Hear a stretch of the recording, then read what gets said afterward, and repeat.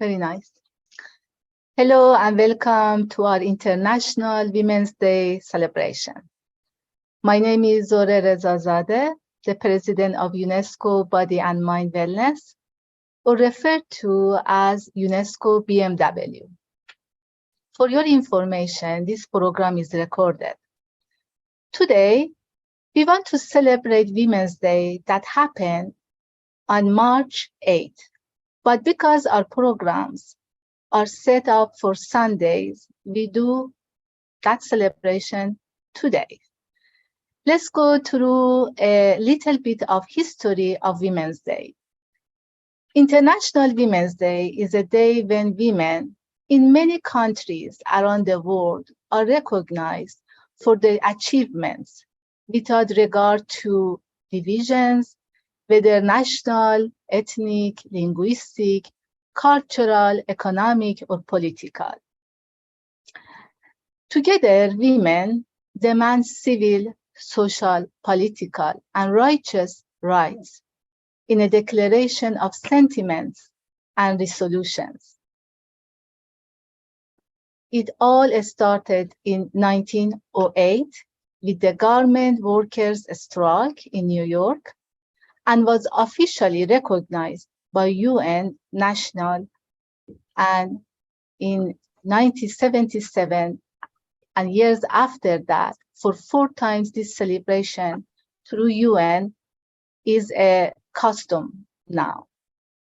But in 1970, a strong woman, Shrimataji Nirmala Devi, a peacemaker, in tune with those women's achievements, founded Sahaja Yoga organization, which is our partner today. She believed that the way to achieve peace globally and for all humanity is only through inner peace. And this 2023 is celebrated as her 100 years of birth, hoping that her legacy of inner-outer peace reaches all corners of this world, as it is the main goal of UNESCO BMW here. Shrimataji got so many awards from different countries and prominent institutions around the world. She was a Nobel Prize nominee and gave different lectures on UN stage.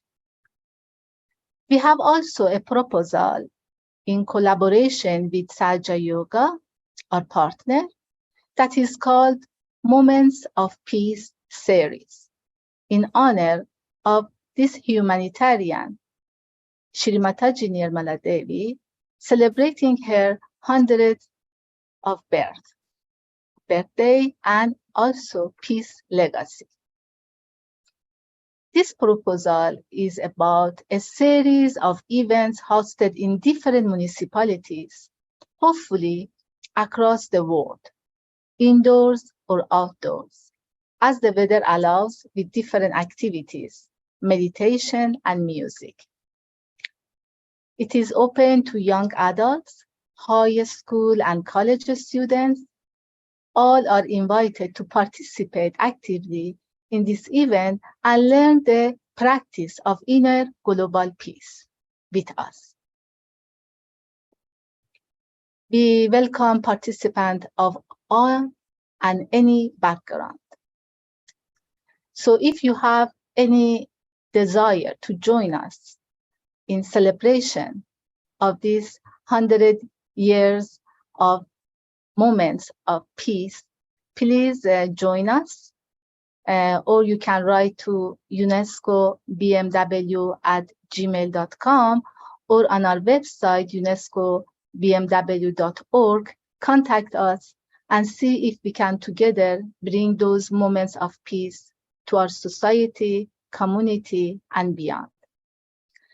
However, with today's program, our goal, as always, is to fulfill 2030 UN Sustainable Development Goals in bringing more recognition for women, especially in the hearts and minds of the young generation. Let's join hands and use also this platform of UNESCO Body and Mind Wellness for empowering life and right to thrive for everyone. Now I am honored to introduce our Master of Ceremony, Adda, and our moderators, Parisa and Wanphen.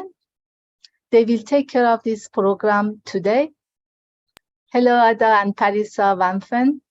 Can you all talk briefly about yourself and give a short explanation about today's program, please?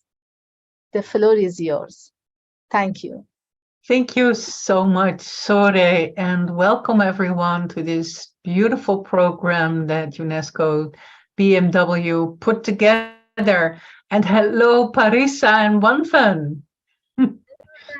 How nice to be here together with you. So maybe I think we are a mix from all over the world, right? Because I am based in Amsterdam, the Netherlands, in Europe. And Parisa, where do you live? Canada. In Canada? And Wanphen, where do you live? So I presently live in Thailand, in Bangkok. So it's very late. Very late at night, yes.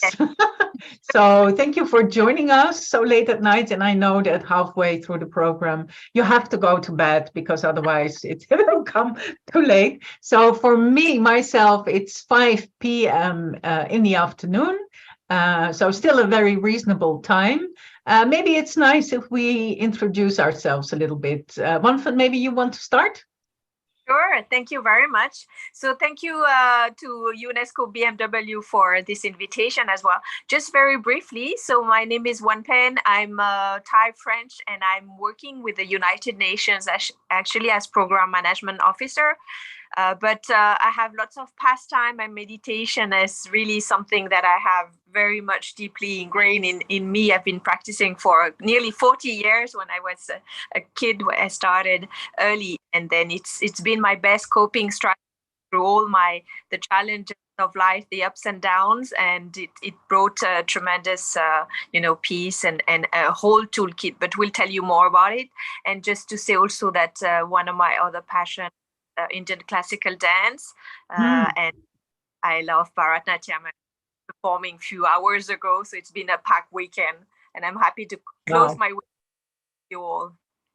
Fantastic. Thank you so much, Wanphen. Parisa, we also want to know a bit more about you. Yes, sure. And just first of all, I just want to say that I'm deeply honored to be on this program with you lovely ladies and Zoreh, presenting for this really, really important cause, International Women's Day.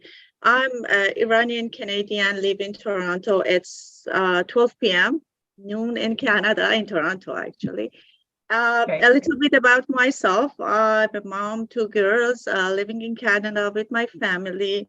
My background is I'm a computer engineer. I'm currently solutions development leader from the technology and IT field, and my passion, my heart goes to humanity, goes to books, to the literature, to the nature, to meditation. And that's the way that I paint my days and life with nice colors. And that's the way I find myself meaning on everything that is happening in my life.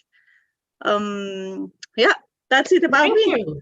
Yes, wonderful. Thank you very much, Parisa. So I will also say a few words about myself. I also feel very grateful to be part of this beautiful program, and I really give a lot of credits to the International Women's Day because it's so important. I am a leadership consultant already for over 20 years, a facilitator and a public speaking trainer. I work also, I'm in politics, where I empower female politicians to take the stage, as it is so important that women are more present in not only in corporate, but also in the field of politics, to really change the world for the better, to have more love and care in the world. So that is also my passion. And on this, I'm also an actress and regularly on tour with the show Shakespeare's Women, which is also emphasizing the power of women. And it looks like we're also going to Canada in October. So that might be nice, right? Very nice. Very nice. Right. So now we know who's in the room, and let's invite Sunny Levy into the room, because she was this beautiful singer that sung the song where we started up with. And she is based in Greece and is a wonderful opera singer. I've seen her many times performing in Europe, as Greece and Holland is not so far away from each other. Yeah, Sunny, maybe you can also say a few words about yourself, introduce yourself in the best way possible. Sure, Adda, thank you very much. It's really an honor for me to be here with you, with all these beautiful ladies, everyone accomplished in their own fields, and talking about such a wonderful topic. And I'm a singer, as you said. I'm a musician and a music therapist currently working in Greece. Mm-hmm. As the song we heard was in Greek, the initial song, I would like to say a few words and why we chose this song to start this program this evening. This song is actually taken from a children's musical called The Amazing Journey of Alma, and is sung by a butterfly who, after a short journey around the botanical gardens, comes to the realization that love is the most important thing. And she sings that love is like a treasure that can be found within us, inside our hearts, and all around the world, wherever we meet perfection, beauty, and compassion. And we thought that the theme of love is so much linked to the theme of today's session, because women, and especially mothers, have this tremendous capacity to love, to share, to give, and to nourish, and actually also to bear quite a lot, you know, when it comes to supporting their families, their children, and in an ideal world, their society. And that's why we chose this song. Fantastic. It was absolutely beautiful to hear. And Thank you. what you also will bring to us today is you have a speech on the culture of Greece. And of course, we all know that Greece is actually the foundation of our Western culture. So, of course, also the role of women there must be very interesting to hear that. So, Sunny, I want to give you the floor, and we are very happy to hear all about your topic. Thank you. Thank you very much, Adda. So today I was asked to briefly talk about the role of Greek women in society and in culture, starting from the ancient days. And I'm sure most of you are familiar and know a bit about the ancient gods, and especially the ancient goddess Athena, who was the protector and guardian of Athens. Actually, Athens takes its name from the goddess Athena, who was worshipped so much by everyone. And she was actually regarded as the primordial goddess, the primordial mother. And actually, the word Athena is related to the Sanskrit word Atha, which means primordial. And although the Athenians worshipped a female goddess, the role of women in the Greek society was totally undermined. They were oppressed. They were not allowed to go out of the house. They were not allowed to have an education, or they had no political rights. And their only role was to raise their children, to look after the household, and to bear ideally male children. And this kind of structure went on for centuries in Greece, where it was like a patriarchal system where men had the upper hand. But as women evolved and they craved for their human rights, at the same time when changes were happening around Europe, Greek women managed to gain equal rights with men. And nowadays, Greek women are like any other European women. They're entitled to education. They work in all kinds of fields. But at the same time, they have the responsibility of their families, their children, and their households. And that makes their role quite demanding and tiring at times. And it's really so easy to lose as a woman the balance or the inner peace. And there are, of course, many ways of sustaining and maintaining this balance, which is so important because as Sri Mataji has mentioned in one of her lectures, she says that we need balanced women in order to have a balanced society and peace within the society. So a wonderful way of sustaining this balance, no matter what happens outside, is to meditate. And I was really pleasantly surprised to see that today we're going to have also a session, a guided meditation, which I think is a brilliant idea.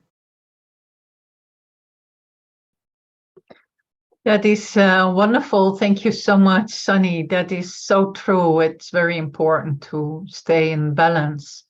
And yeah, it's amazing how the role of women and the position of women especially, it's not so long ago that was completely different.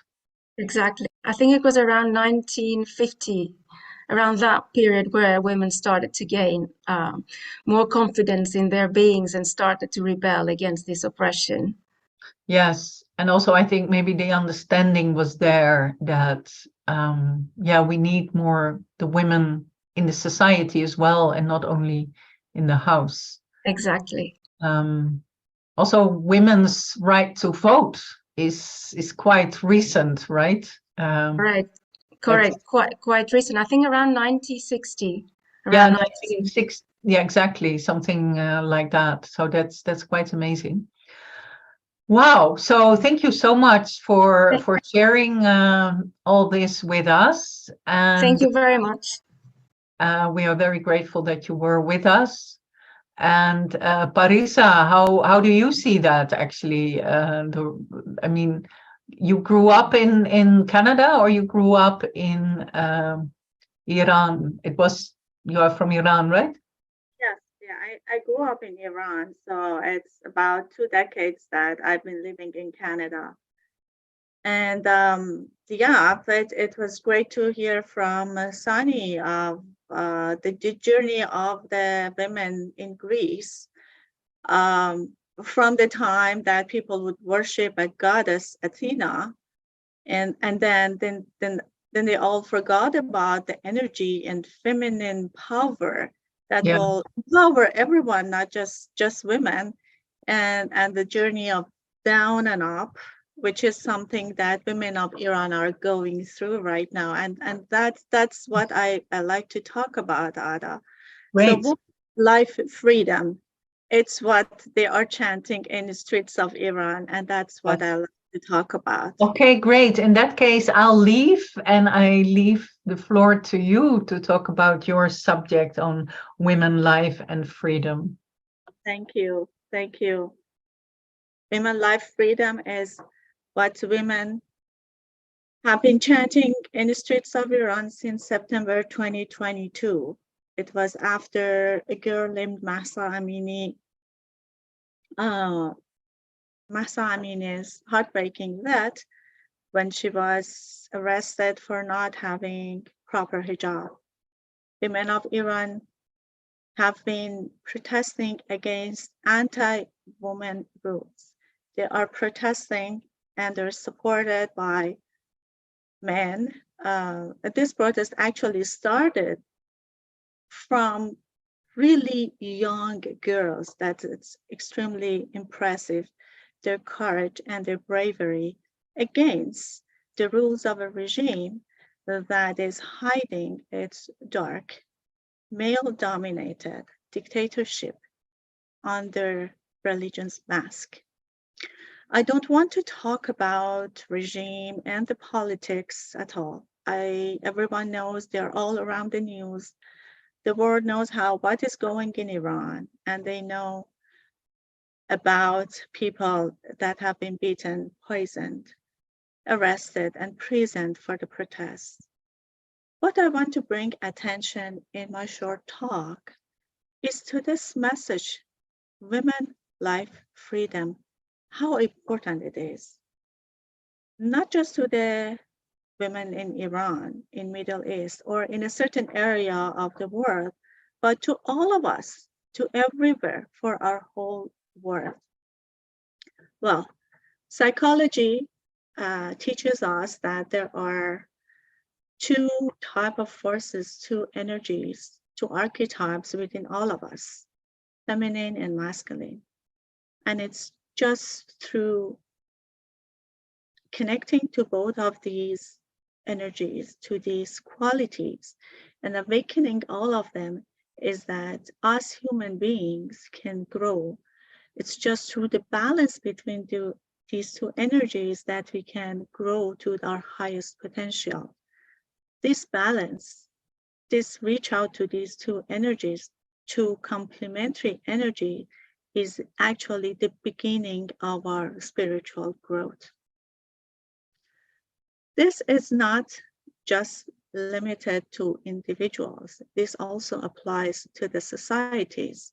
Human society for centuries have silenced and suppressed feminine energy. This path has taken us to wrong places. This is something that has left in marks to every one of us and also the collective consciousness. The more male-dominated rules and ideology exists and expands on the earth, and the more the feminine voice and wisdom is silenced, the deeper the problem becomes, the problem of imbalance. And imbalance is something that prevents our world to grow to the right direction, prevents us to grow in our path to become the human being that we are born and supposed to be. Carl Jung called the feminine part of our being, our energy, anima.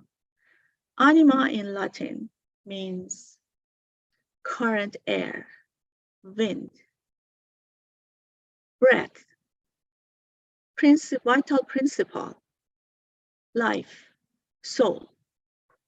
Isn't that enough to find out missing this important energy is missing the life, is destroying the life?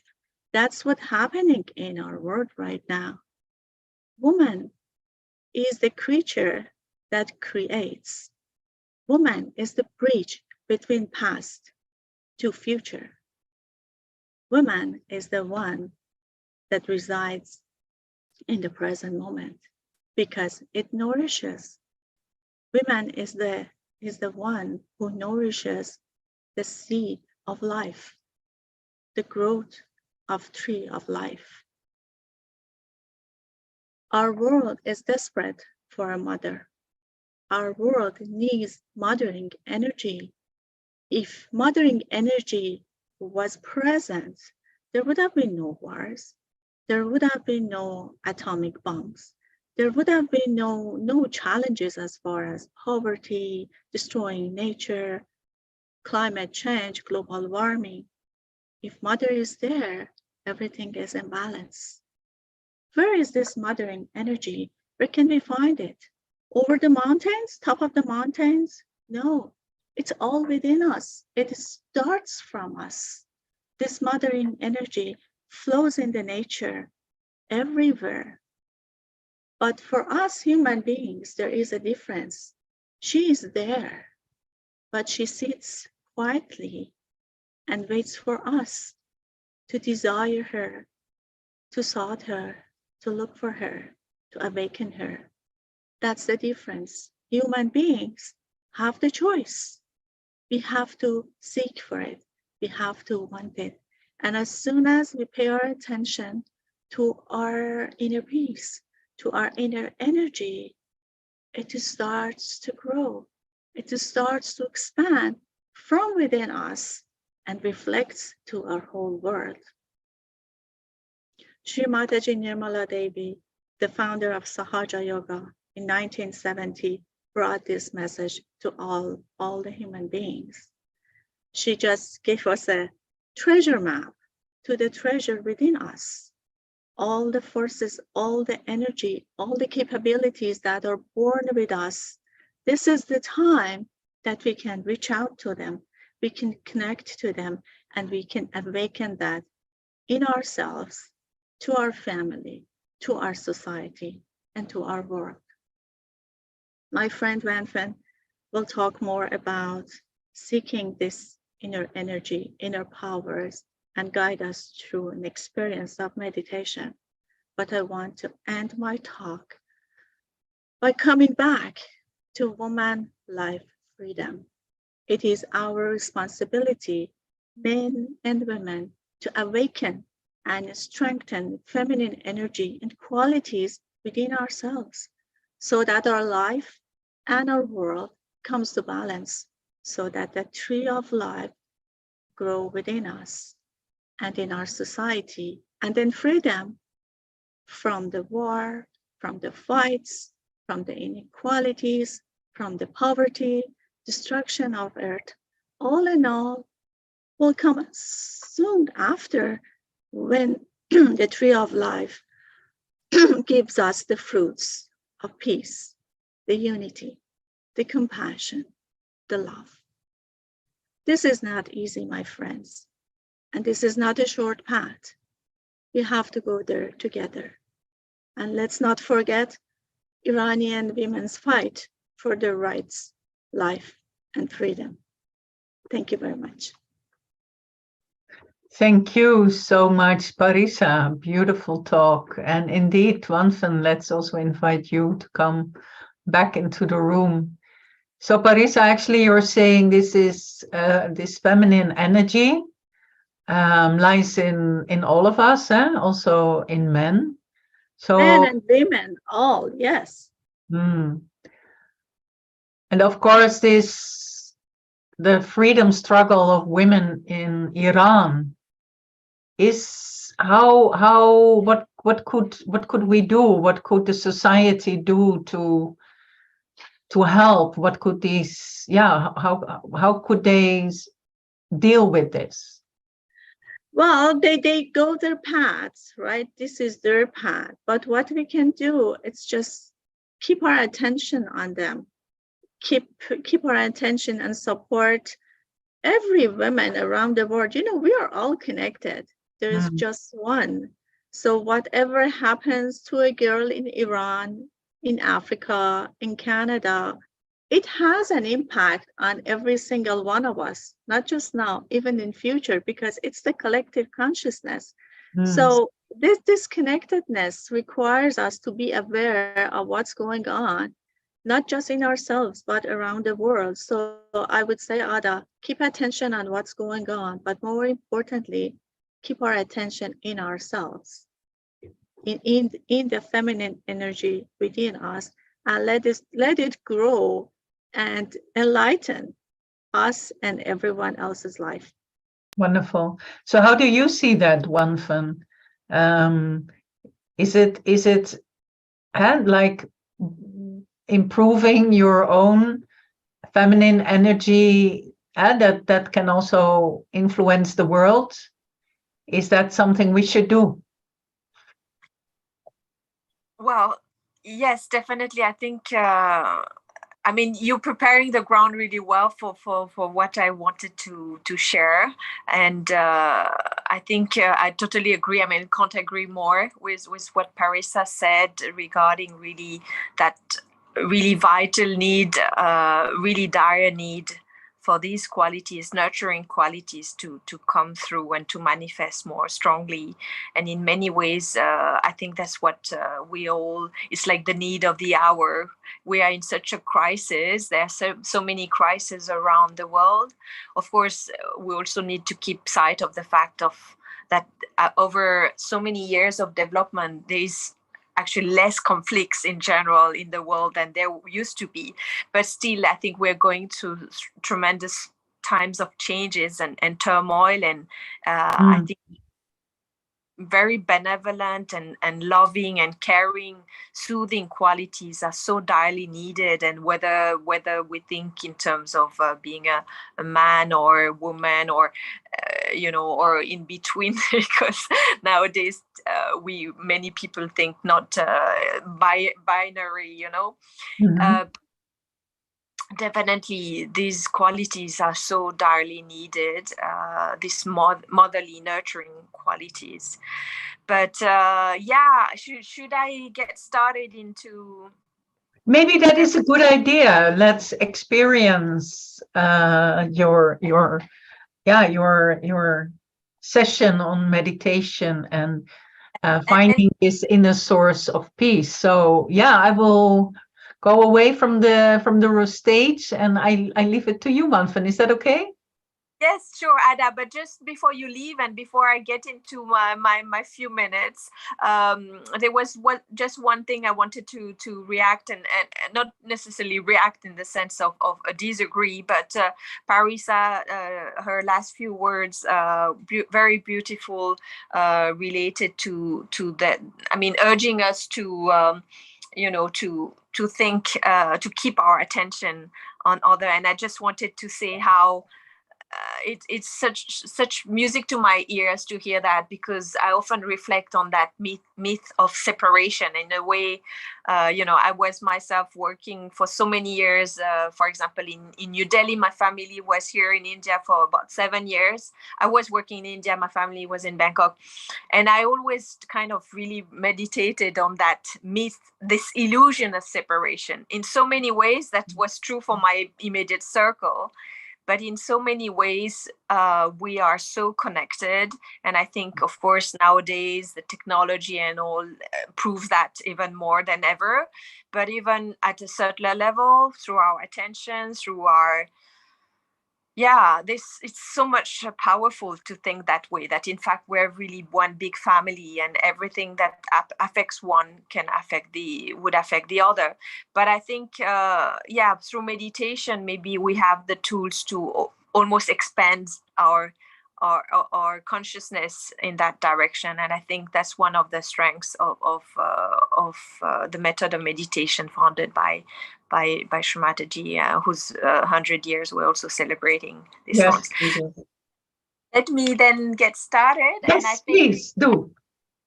I'm given so I just put my timer so I don't go over time, not too much at least.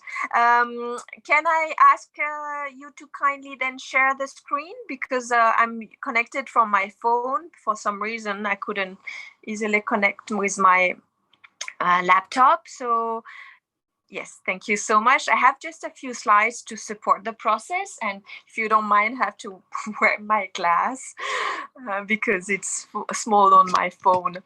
So yes, thank you so much. I've prepared these few slides, and I have very little time, but I want to get to the essence of it pretty fast. And it's like really an express session, getting into a bit the core of the matter, and then we'll just save a few minutes towards this short session for really a glimpse of meditation. So not that slide. Yeah, thank you. Let's move on. Next slide. This was just yes. So I wanted to touch on that, and somehow the first few speakers, was it Sunny and Parisa, really paved the way for me. It was a good introduction in the sense that Sunny talked about the goddess Athena, and how the feminine power was suppressed for many years. But I wanted to come back to that a bit historical perspective to some extent, but really very, very briefly, to say that throughout our evolution, I think what really triggered any action, any movement, any innovation throughout the history of human evolution is essentially that desire or quest, searching for something.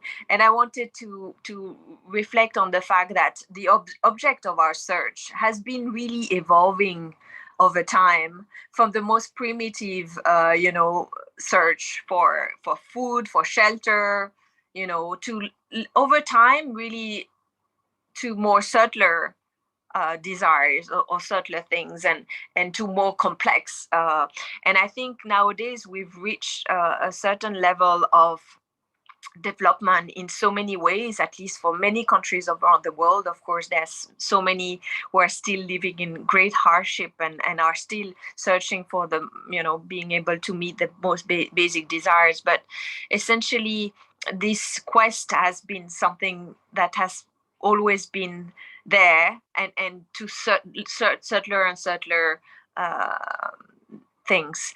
And I think mostly nowadays people look for some types of fulfillment, whether so beyond the fulfillment or the search for material well-being. It can go to search for recognition, for validation, for popularity, or there's so many things that people are striving for. But what I want to say is that often what we're searching for, maybe more unconsciously, is actually for our innermost spirit, our true identity. It's something that also so many people are searching for that. And I wanted to briefly go through that short little legend, which is from a Hindu legend that is, I won't read the whole, you can maybe, you can see the slide, but it's a very beautiful short story of a time when the gods were, the chief god was not happy with other gods and decided to hide their divinity. And so there was a discussion among the Council of God as to where should that divinity be hidden. And there are so many arguments, but the decision was essentially that whether we would, hide it at the depths of the ocean or on top of mountains, or, in space, at some point humans would always find a way to find it. So the decision ultimately was in fact to hide it in their innermost being, so that, because it's very likely a place where they wouldn't go and search for it. So very glimpse of that story, because it tells us a beautiful analogy that in fact we tend to search for happiness or fulfillment externally, while in fact if we turn within ourselves, there's really a treasure to be found. And through the practice of meditation, and in particular the practice of Sahaja meditation, which personally I've been practicing for nearly 40 years, I think there's really a fantastic way to tap into that innermost energy and really find ways to channel that energy. So next slide. Very briefly, I want to emphasize that point that, there's this unique discovery in the sense that it's very unique in the sense that it's made accessible. It's made through the practice of meditation in this format. You can actually quite easily tap into that innermost energy. And so Sahaja Yoga, because it's the yoga I've been practicing for many years, I'm happy to tell you a bit more about it, that, and then take you through a very short experience of meditation. Has actually found a way to give that experience of the awakening of that innermost energy almost at a large scale and mass to whoever desires it. And I have that little picture here on the right. You can see it's actually a composition, a collage, where it's telling us that this spiritual or this residual force, sacred energy within, is actually called Kundalini, which means in Sanskrit the one that is coiled. And so there is something very special about that coiled movement, because it's that spiral movement is actually in every aspect of nature. It's there in the many living organism, and that's often the way the energy would expand exponentially. So next slide. I want then to turn towards more the subtle body. There is also a very short video clips that I had selected in case you can show it. But while that happens, I can also take you through. It's a silent clip, so I can tell you a bit about that, so that it gives you a sense. Is there a way you can remove the menu or the play so that we can see it in full screen? Otherwise, essentially, so as I was saying, and this is also, it was very well mentioned by previous speaker in terms of the archetypes within us. We have these dual forces. We have these 3 channels of energy and these 7 energy centers. And so this is a diagram or very simple representation of our subtle body. And the subtle body, in a way, it's a network of channels, of 3 channels of energy and 7 energy centers or chakras. And in fact, this subtle body, really the condition of that subtle body, the level of balance we have within us, actually determines our entire well-being, whether we know it or not. But, if we have imbalance in our subtle body, in our chakras, then we would have a certain weakness in our emotional or physical or mental well-being. And so this little short video was explaining the process of the awakening of the energy. So that's the hypothesis that we have also in our meditation, is that there's a simple way to awaken the energy, and that's what we will do together. For just 3-4 minutes, we'll get into the state of meditation. And so I won't have time, obviously, to go into detail, but just wanted to say that this is really the core of our being. And very interestingly, since I had taken that image of the evolution of human or the species, I just wanted to emphasize the fact that the spinal cord is something extremely special and very precious, and has been a critical tool in the evolution of the living organism.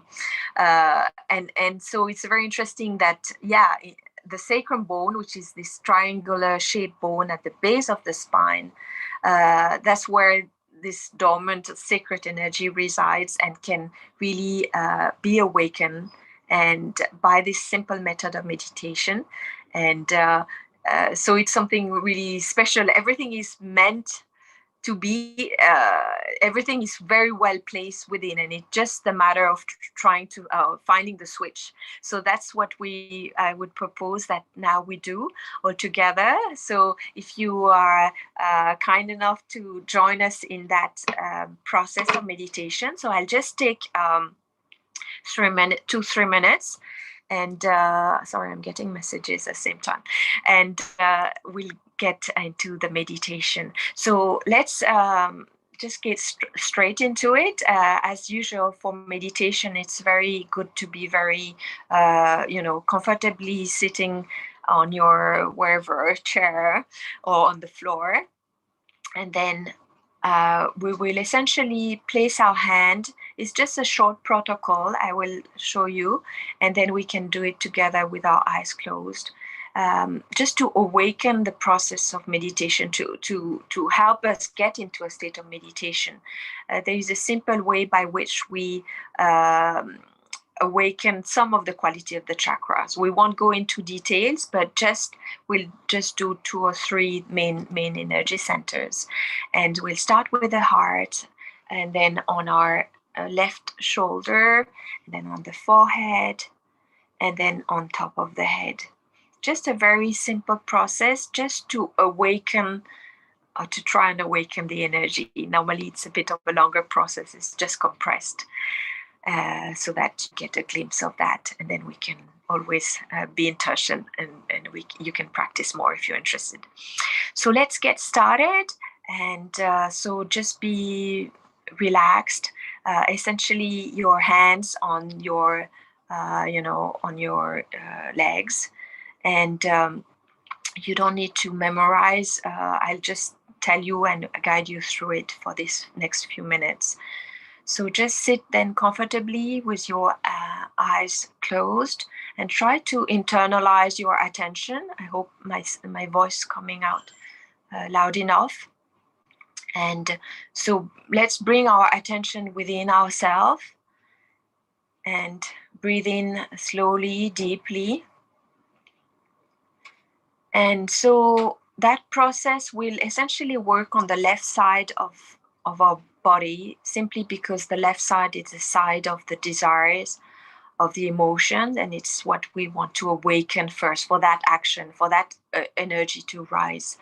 So let's start with our right hand on our heart, and we'll essentially address this energy within, which is a motherly sacred energy. And as we were talking about that before, it's really this feminine life force within us. It's like the reflection of Mother Nature within us. So just try with an open heart and open mind that little process of meditation.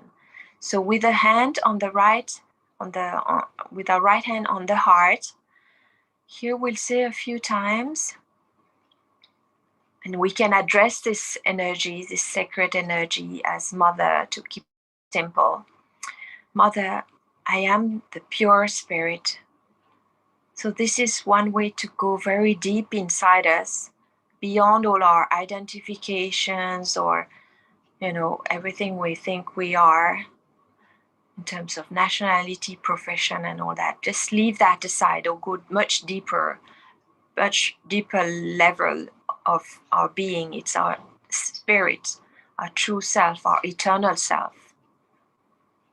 Mother, I'm nothing but a pure spirit. You can repeat it just 2-3 times, or just say it a few times very confidently, really to assert the quality of that energy center or chakra to help it open. And then we'll bring our right hand on the at the level of the shoulder, at the left corner of our shoulder. And here it's a center that is often very much damaged by the sense of guilt, which is not helpful in general to correct our mistake, to assume our mistakes and correct. So let's be in the present moment, which is also the central channel, and let's not feel guilty about anything. And remember that superior intelligence, that Mother Nature around us is just an ocean of compassion. So anything can be forgiven. So we say a few times, I'm not guilty, just to help open that energy center.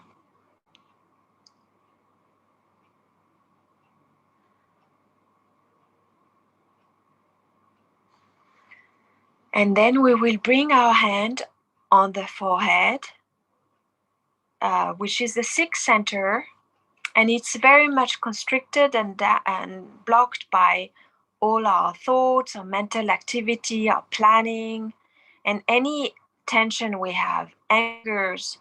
If we are angry, if we feel strongly about something, but the way to liberate, to free ourselves from that is just to forgive. So from the bottom of our heart, very sincerely, let's say a few times, Mother, I forgive everyone. So just really to free ourselves from our thoughts and from our anger, to calm our mind. Mother, I forgive everyone. Say it very sincerely, very from the bottom of your heart. so that it can bring us more peace in our mind.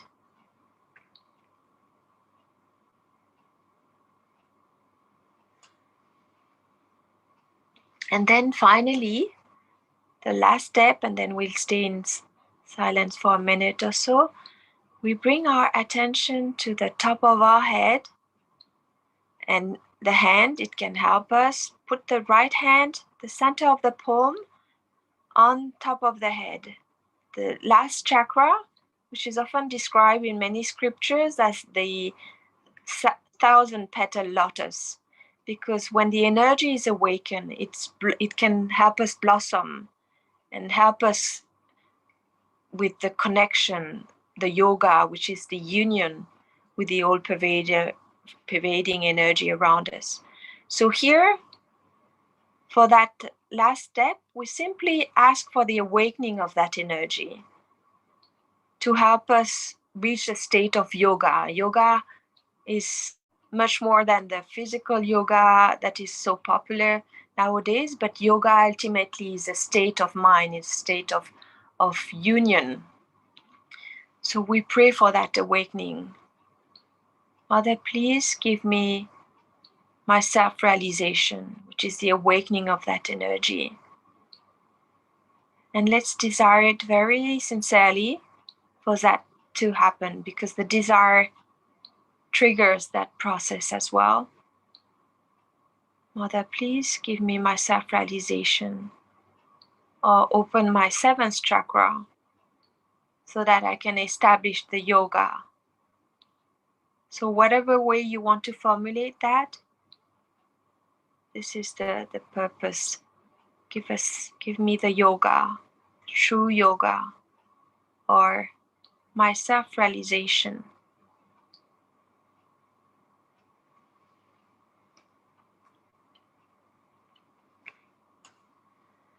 And then let's keep our attention on top of our head for a minute. This is just to get us into mental silence. Just cross your mind, go beyond, and be in the present moment.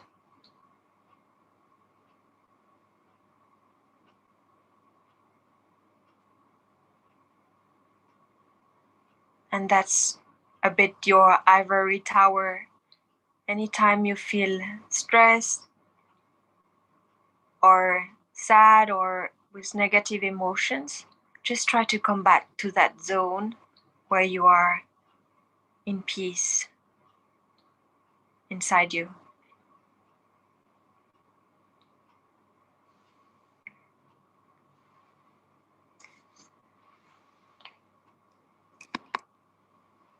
So I would gladly continue to meditate a bit longer, but I'm not sure if time allows, because we have a very long program ahead of us for this very interesting session. So I think we could almost end it there for the meditation, just to get a glimpse of that. Yes, thank you so much, Wanphen. That was really very beautiful and very valuable also for today's session. So thank you very much for that. And yeah, I believe we do have to go on. So I want to thank you very much, and also beautiful introduced this meditation. So thank you very much for that. And Parisa, I believe we go on to our next guest, don't we? Yes, yes. And thank you very much, Wanphen. That was a beautiful meditation. Amazing. Absolutely. This was amazing. Thank you. Thank you. So Parisa, who is our next guest? Because I think she's already there. Yes, next we have Charis Williams, and she's talking about healthy nutrition for us. Wonderful. Hi, Charis. Hi, Charis. Should I say Charis? It's Charis, yes. Okay. Sorry about that. No problem. Thank you for having me. It's an honor. We are very grateful you're here, Charis. And so, yeah, let us say a few words more about you. You're a wellness coach. You also wrote a book about belly fat and then the recipes against it. So I definitely need your book. That's for sure. Me too. Me too. Yeah. Because as women, this is something we struggle with, don't we? So we are very grateful to have you here, and yeah, we would love to hear a bit more about what you have to share. And please also share a bit more about who you are and what you do, because of course I don't say enough about everything you do. Okay, well, thank you. Thank you for the intro. Yes, my name is Charis. I'm a health coach, health education specialist, and personal trainer. I do in-home personal training, and I also do intrinsic wellness coaching, which is kind of diving deep into the mental hurdles that are keeping us from being consistent towards achieving our goals.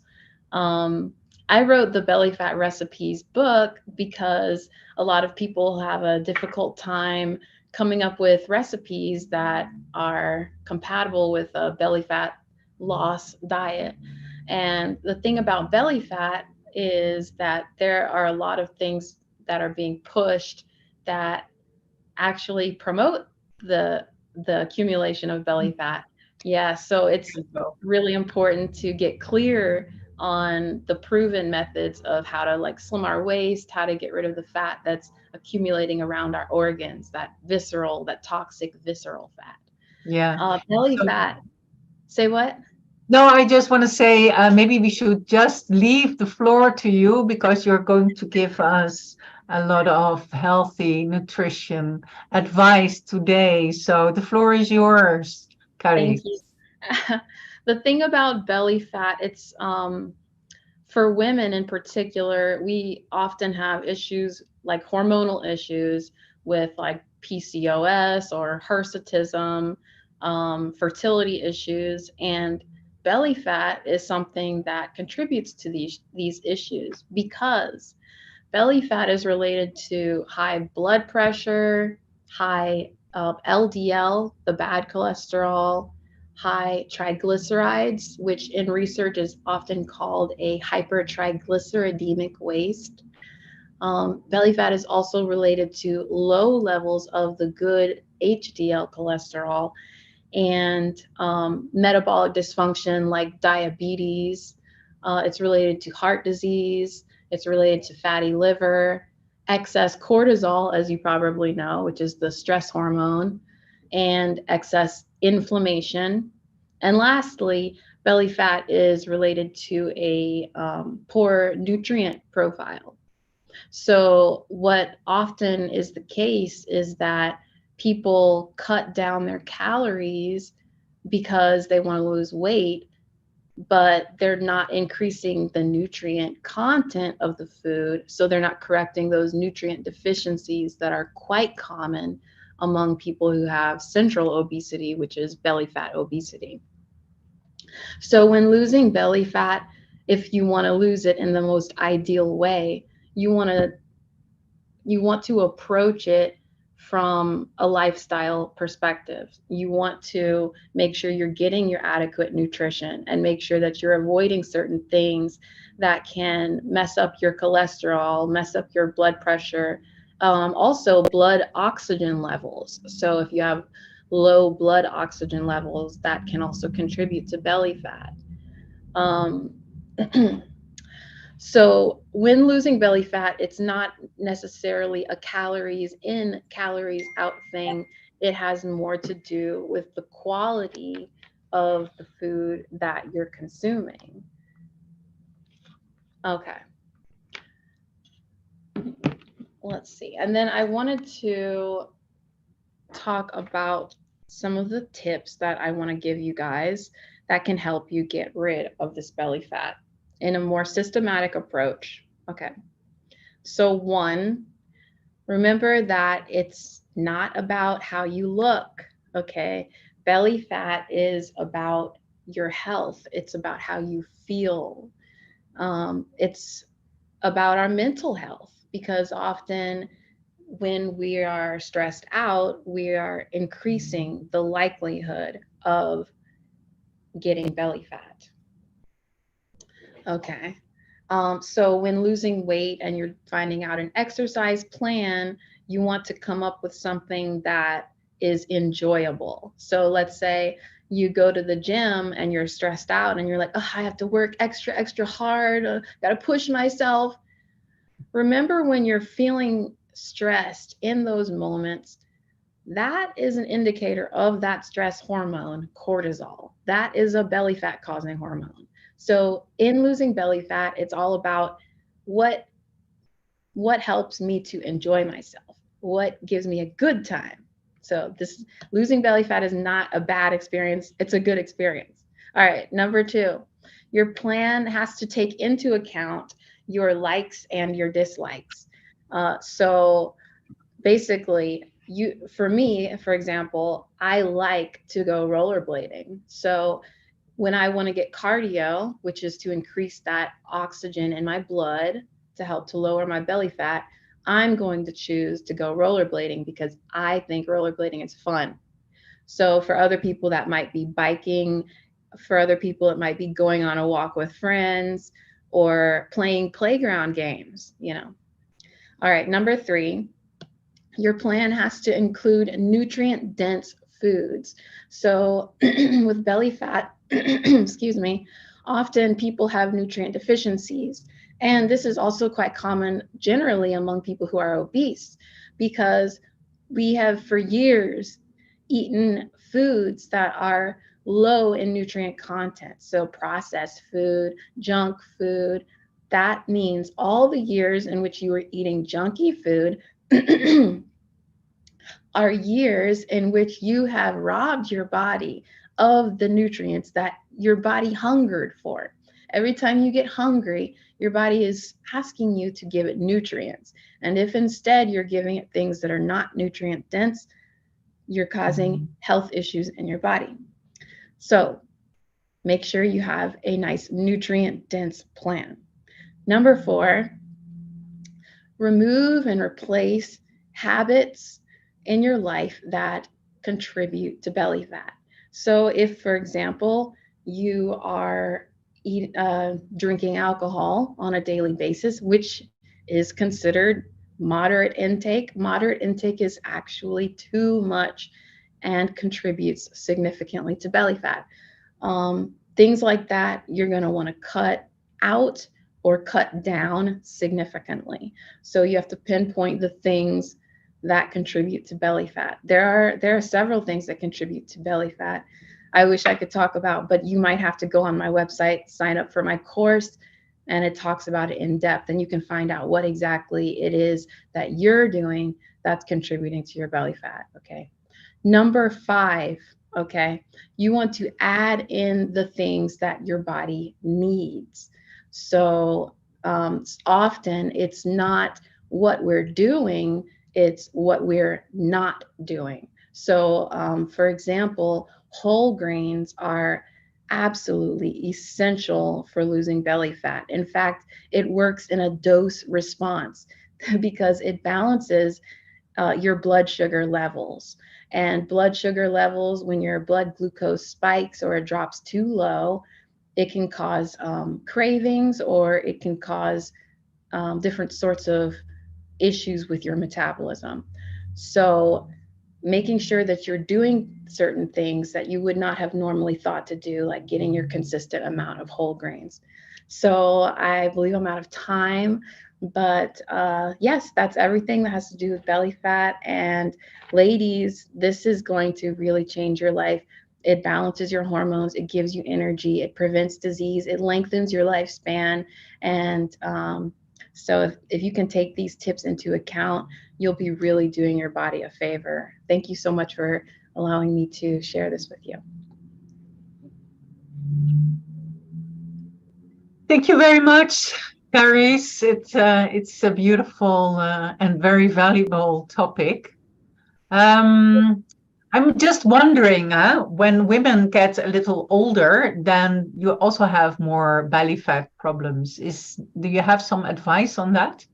Yes, in fact, for the whole grain study that I was referring to, in which you're receiving a dose response result, that is actually in postmenopausal women. So postmenopausal women, please make sure you're getting your whole grains. All this low carb diet stuff, this is not sustainable. So in terms of a nice long-term plan, you want to get your B vitamins in, your folate. These things are going to be coming from your whole grains. So you want to ensure that you're getting at least 1 to 3 servings a day of whole grains. And I'm not talking about the bread that says whole grains on it. I'm saying the actual grain. You're going to cook it like you would rice, and you're going to have it with vegetables, things like that, whole unprocessed food. Very valuable information. Great. Thank you. Anything else, Charis? You have a question or a remark, maybe? Yeah, I can. Well, thank you very much, Charis, for the points. Definitely, I have to use many of them. But I just can't help myself pointing out the beautiful wallpaper in your background. Thank you. It catches my eyes. It is.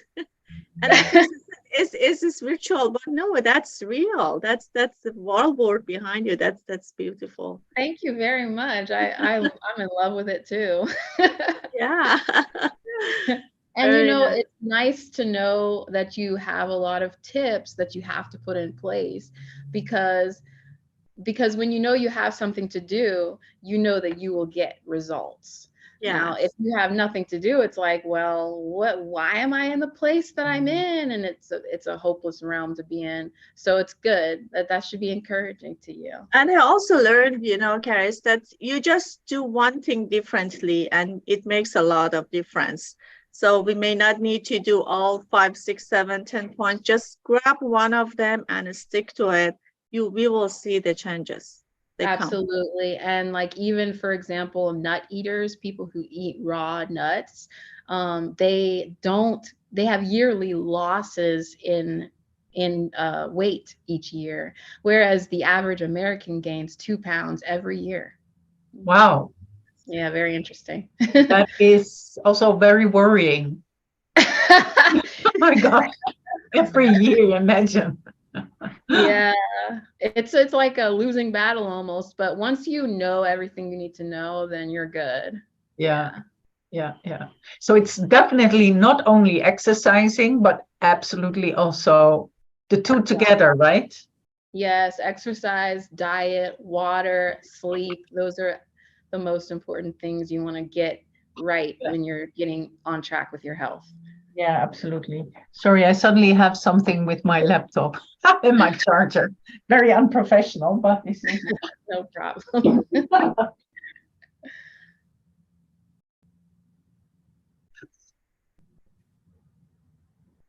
Right. So Parisa, please. Yes. So, well, thank you very much, Charis. Thanks for being with us.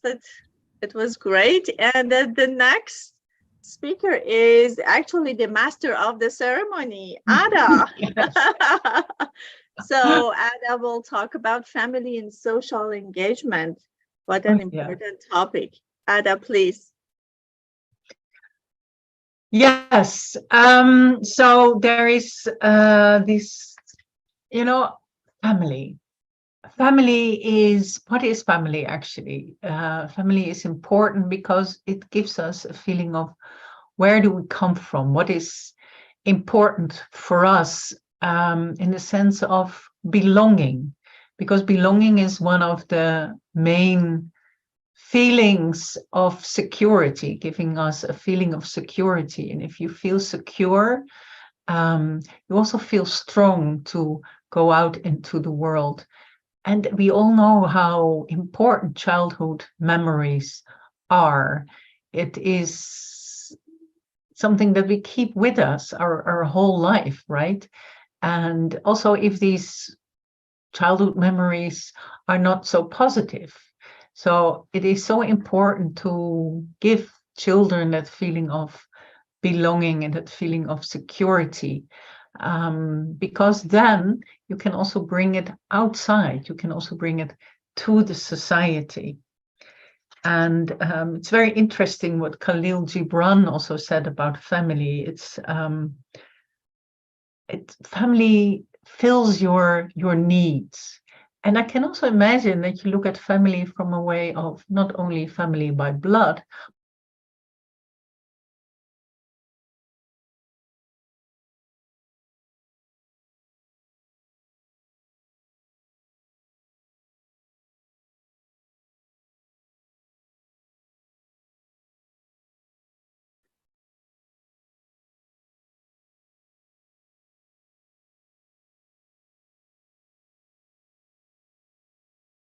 Well, I think we lost Adda's video. Let's wait a bit.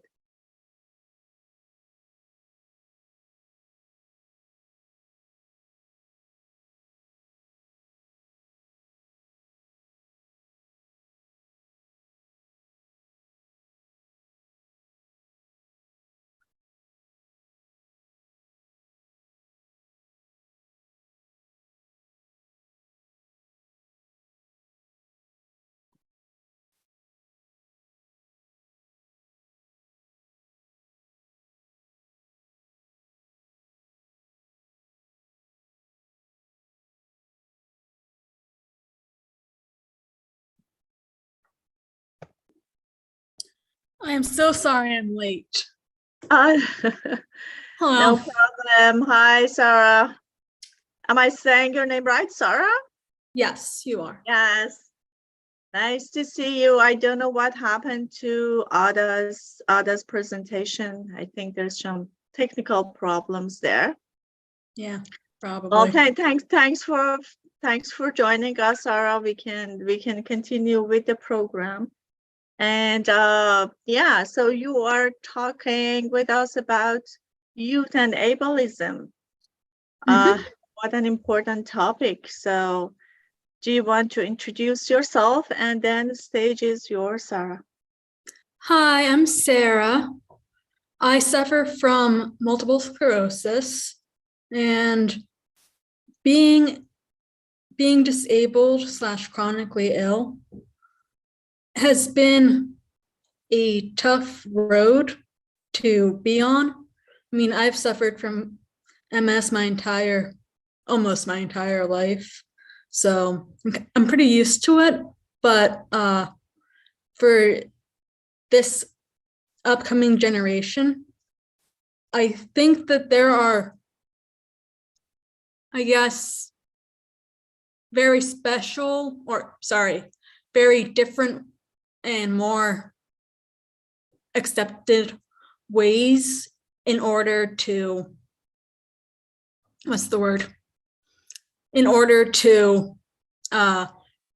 cope with their illnesses, and also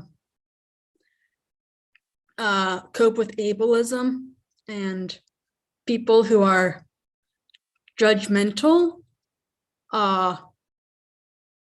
not accepting, overbearing and controlling, and honestly, just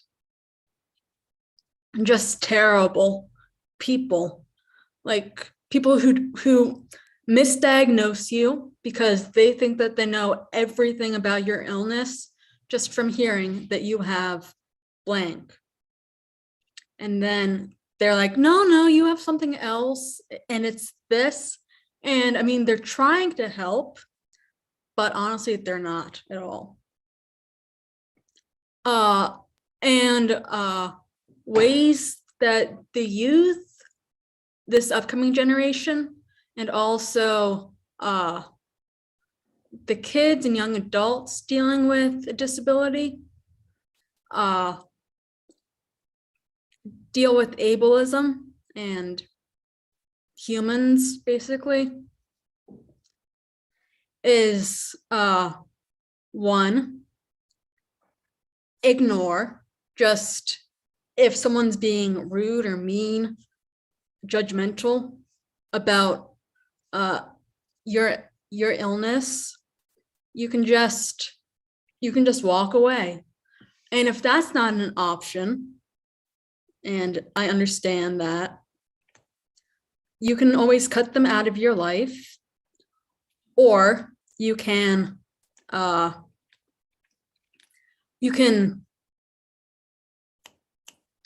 explain your illness and try and explain that this is what I'm dealing with, and there's no need to be an ableist about this. And honestly, yes, it's hard. And yes, personally, I've had to cut many people out of my life. And am I grateful about that? Definitely. Am I sad about losing friends? Of course. But people need to understand that if someone ghosts you, as we say these days, that they need to understand the reason why. They need to understand that, oh yeah, this person's ghosting me because I was too judgmental about their illness, their life, how they're coping, all of that stuff. And I just wish that ableism was not a thing, because honestly, I've dealt with it a lot, and I'm pretty sure that other people have dealt with it as well. So yeah, that's about it. Thank you, Sarah. Thank you so much. It was very inspirational. What you were, the tips you were telling, the challenges you have, honestly, it's everyone's challenges, right? So we experience it maybe in a very specific way, but I could echo with many of the things that you said and you've experienced. So very inspirational and helpful. Thank you very much, Sarah, for joining us. Of course. Yeah, wish you luck. I heard that Adda is back. Adda, are you with us? I am indeed back, and I'm very sorry for my technical issues. Glad to have you back. Just where did she go? Yes, I can imagine. These are one of the interesting aspects of online meetings. Suddenly you're out. Oh yay!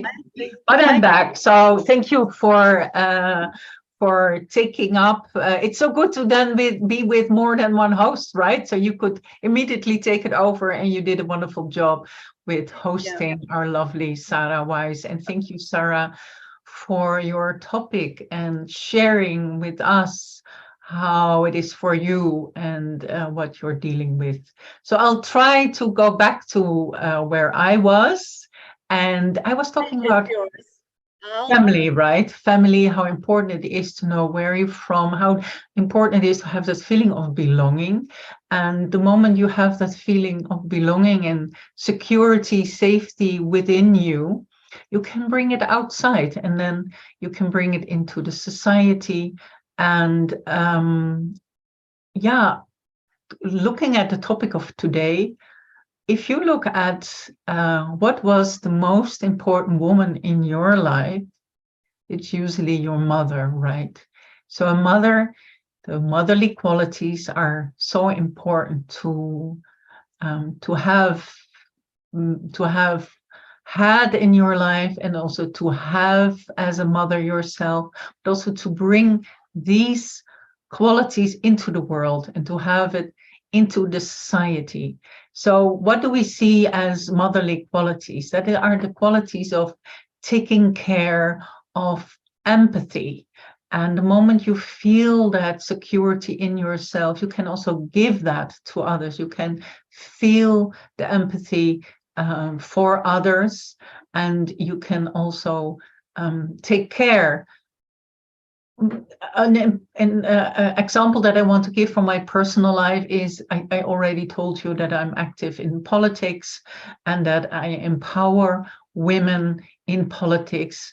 Now, it's actually such a weird thing that politics should be about taking care of society, but it's mostly about leadership. It's about winning. It's all about these very masculine things. So we really need these feminine qualities, these motherly qualities that we can actually say, okay, we see that in the family and we want to bring it to the society. So that's why it is so important to have those motherly qualities into the society so that we can all benefit from that, because we all need them. And if we are having too many of these masculine qualities there, then it's out of balance. And as also Wanphen already mentioned before, it's so important to have this balance in the society, and this balance come from the feminine, and masculine and feminine qualities should be actually in balance. Or maybe it was you, Parisa, who said that in your speech. Maybe you want to come back, and maybe we can look together at because it was you, no, who mentioned that it is important to have these feminine qualities in society to bring the balance. Yes, exactly. So then just the society will be like family, so that the feminine energy, the motherly energy, is not present in the house. It's just reflected to the whole society. I couldn't say this the way you said it. That was beautiful. Yeah, politics should be like extending houses to the society, families to the country. Exactly. And it looks like we're kind of lost in this masculine way of doing things. And maybe in one time in our history, it was important, maybe, during the Industrial Revolution, some things like that, but we don't need it anymore. And I also have the feeling that men need these feminine qualities also to awaken that in themselves. Because they also need it, and they also have it actually, but somehow we see in a society, we look at these qualities as less important. Yes, and that's why we are out of balance, and why we are not functioning to the way it should be, the whole world. Yes, yeah, and we have been talking about one side of the horizon, but women also, this balance should come in both sides, right? So women has to also awaken the masculine force and energy, and men need to awaken the feminine. So that's why everyone can get to their highest potentials. Yes, and indeed, I totally underline what you say. Indeed, then we can have, totally we can be really blossoming, all of us.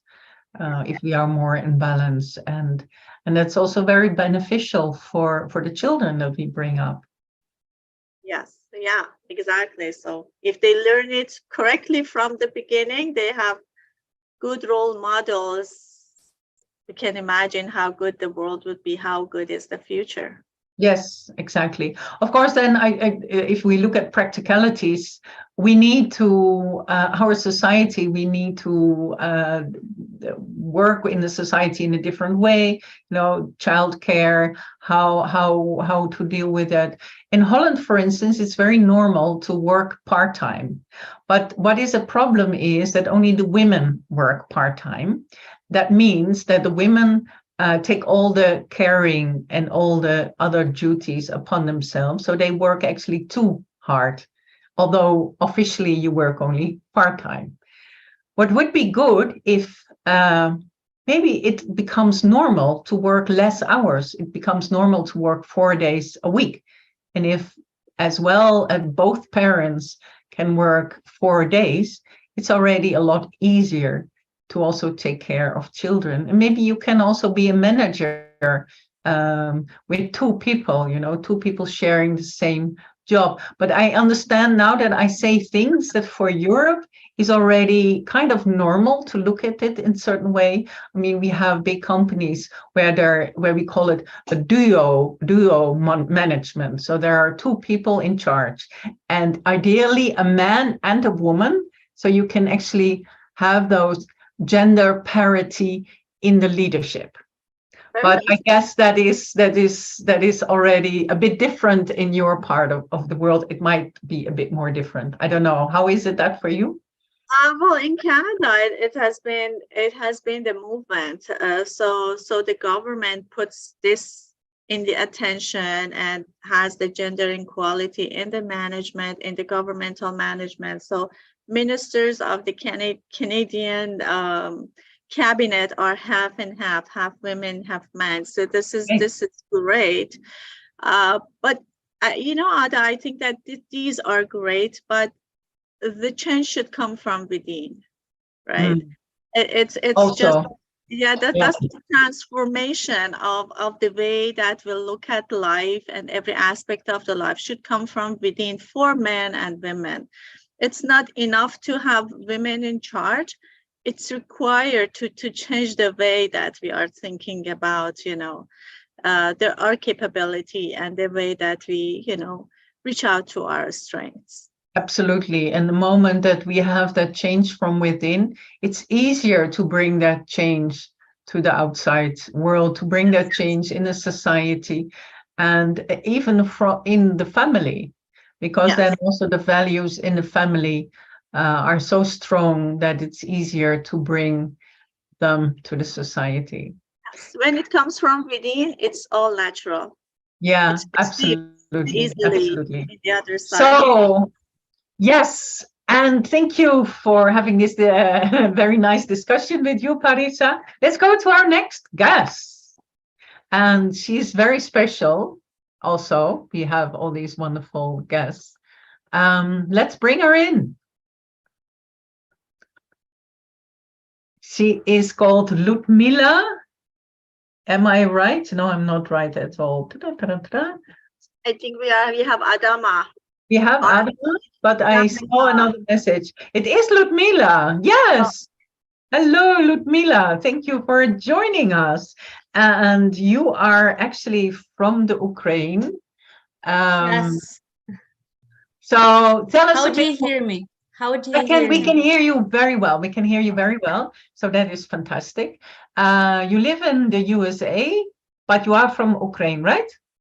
Yes. I'm Ukrainian American, and my name is Ludmyla, but more affectionate name is Mila. So I go by Mila as well. Okay. So let me introduce myself a little bit. I live in Virginia, and I'm an ESOL teacher. So I work with kids in one of the elementary schools in Virginia. And when I have some downtime, I like to sing, meditate, stay in nature, bake, sew, embroider, and also make silk flowers. Whatever brings me balance, I like to do. Wonderful. So please share with us what you want to tell us about silk flower making, and then we leave the floor to you. Sure. One of my hobbies is to create silk flowers. It's when you get pure silk and you have a pattern. You paint, you have special dyes for silk, you paint each petal, and then you assemble beautiful works of art made of silk, and it's handmade. It's one of my hobbies.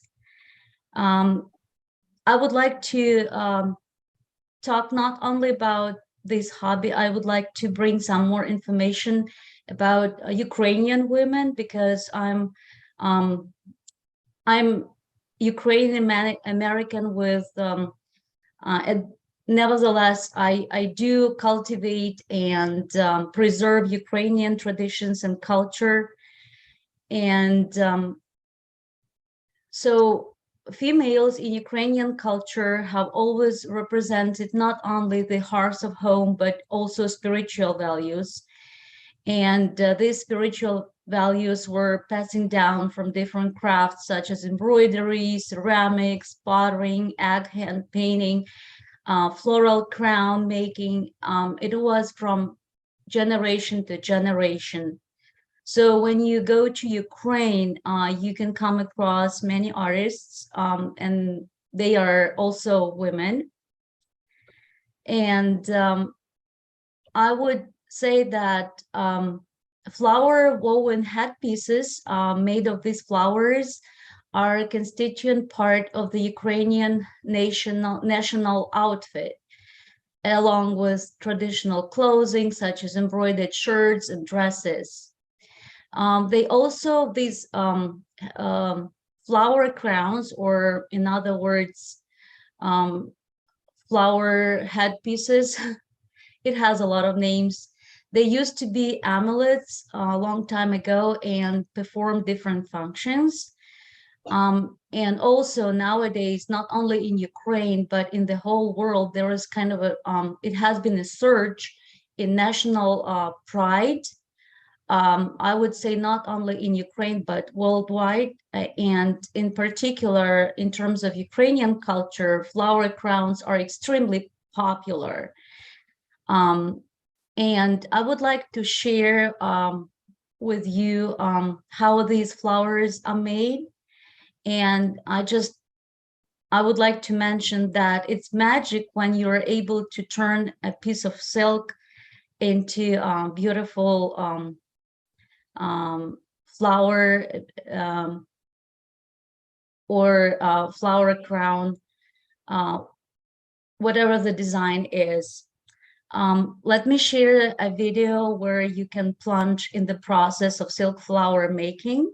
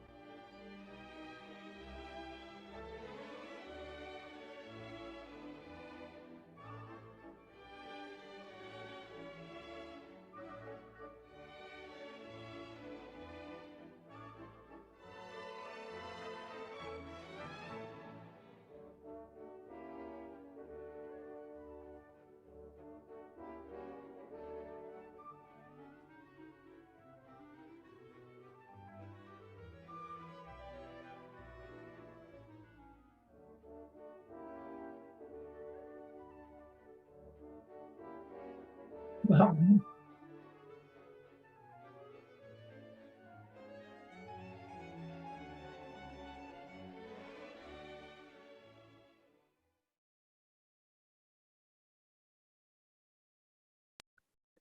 Amazingly beautiful, Ludmyla.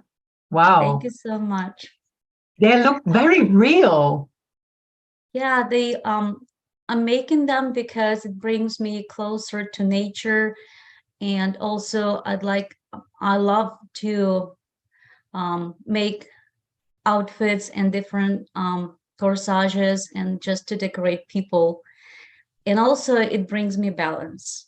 I can so imagine. It must be so balancing, but also giving so much peace, you know, to create beauty, to create this flower. And you can spread not only to Ukrainian people, you can spread this love and balance to different people of the world. and in particular women. That is beautiful. Thank you so much. We see that also Adama is already here, and that is fantastic. Thanks for having me. Thank you so much, Ludmyla. I did not want to immediately cut you down. I just want to at least say Adama is here because we see her. Thank you very much, Ludmyla, for sharing this with us. And yeah, it's beautiful to watch. Thank you very much. Thank you so much. And I have a great honor to be with you today and be a part of this community. Thank you so much from the bottom of my heart. Thank you so much. So hopefully Adama is coming back. Adama, maybe I should say. She is our next guest and she is from Gambia. So internet connection is very, very tricky, of course. And we did see her already, so I knew that about the internet connection. So I thought, okay, let's immediately recognize that she's here and that she can share with us what she has done. But I don't know if we get her back. Yes, she's back. She's back. Wonderful, you're back, Adama. Adama, how should I call your name? Can you hear me? You have to unmute yourself. You're still on mute. Okay. Now we can hear you. Yes, now we can hear you. And Ludmyla, you can close down your camera if you like, so that we can see Adama properly. So thank you for joining us. You're all the way from the East Coast, from the Gambia, from Africa. You are a student, but also a spokeswoman of the Pro-Academian Support Organization and a partner of UNESCO BMW. Wonderful. So please, how are you and why are you here? Hello, I am fine. And how are you doing? It's a pleasure having me here with you people. Wonderful. Yeah, we are very happy to have you. Oh, okay. The reason of me being here today is to discuss on art and culture in the Gambia and the UNESCO body and man wellness art competition for promotion global inner peace. Mm-hmm. Yeah, and can you please provide my materials for me on the screen? Okay. You need to share some slides. I mean, my materials, the stuff that I should be giving out to you people. Great. So yeah, our technician will put them ready right now. Okay. No. With brightness. With them add their brightness. Okay.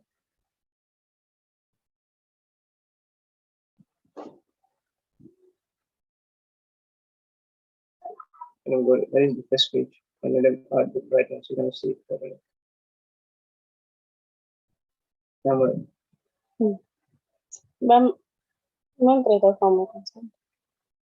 is the first page.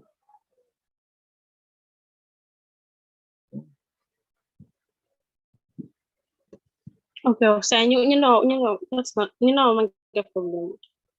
I'm sure you know because me but do my phone today. But I'm try America. This one. Are you okay, Adama? Are you okay? Is everything fine with you? Yeah, sure. Everything is okay. Are you hearing me? We hear you very well. Maybe the slide is a bit dark, but I think we can still see it, right? Okay, are you seeing me clearly? Yes. Can you please add the brightness of the screen that you provided me? If you don't mind. We do our best. Okay, thank you. All right. Art and culture in the Gambia and the UNESCO body and man wellness. Hello? We hear you very well. Hello? And we hear you, so you can just continue. Thank you. All right, thank you. Art and culture in the Gambia and the UNESCO body and man wellness art competition for promoting global inner peace. Gambia has a very unique and interesting art and culture. In fact, it is one of the major tools used to attract tourists and international communities.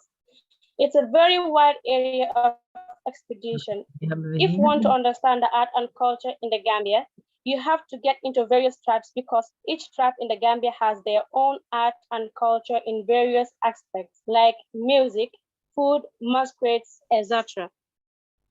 Basic economics about 80%. Officially, the Gambia consists of 8 ethnic groups. Hello? Yes, we hear you very well. Okay. Officially, the Gambia consists of 8 ethnic groups: Mandinka, Fula, Jola, Wolof, Serere, Sarahole, Manjago, Ako, etc. There are other small groups, example, Masuanka, Mankan, Papel, Susu, Lebanese, Balanta, Jalunke, that do not appear on the official list. The Wolof and the Mandinka are the major ethnic groups. 34.4% of Mandinka, 24.1% Fula, 14.8% Wolof, and 10.5% Jola. Basic economy, about 80% of the population is comprised of subsistence farmers. A majority of these subsistence farmers are women. And this is the reason why the pro-academian support organization do empower women when it comes to stuff like this. In fact, we have collected about 16 names of widows in different communities and some of their children's name, which is about 300 kids. So therefore, these women do got lots of things which makes the pro-academian support organization to help them due to their family situation. And we have some of the different foods for culture for the main ethnic groups in the Gambia, which is the Mandinka, Wolof, Jola, Fula, and Sarahule. As we all know, food is for culture. And when we come to the Mandinka, their cultural food is domada. As you can see that in the picture, we have rice and some of the things on top of the rice. So that stuff on the rice there is peanut butter and with some ingredients in order to make the food taste very good. And we have foods of culture for Benachin. For Wolof, which is Benachin, is also made of rice. You can see some of the stuffs there on top of the rice, which is fish. We have the bitter tomato and lots of things. This Benachin also you can cook it with meat or chicken. It depends on how you want to make it. And we have foods for culture of Jola, which is Nyankatang Ombahal. Nyankatang is made up of rice and with groundnut paste. So this mbahal is mostly cooked by the Jolas, and on Fridays, most compounds in the Gambia do cook this mbahal or nyankatang for their tribe. So we have foods for culture, Fula, which is futi right there on the picture. And we have foods for culture, which is Sarahule, known as Bundinyanke. And we say masquerades for art, as art is a form of expressing something that you can see, touch, or feel. So for Mandinka, we have the Kankurang. There are different types of masquerades for Mandinka, which is Kankurang. 4 different types of Kankurang. The first one you see there is called the Para. The second one is called the Jalkati. The third one is called Sisa, and the fourth one is called Jamba Kankurang. Jamba Kankurang is made from leaves of trees, and the fifth one is the same as the first one. So we have masquerade for art, Wolof Zimba. Wolof has the most attractive masquerade because by looking at it, it entails lots of things like painting. You can see the masquerades have been painted, and we have the sweetest one among them is called Patulakot, which kids usually enjoy when it is displayed by them.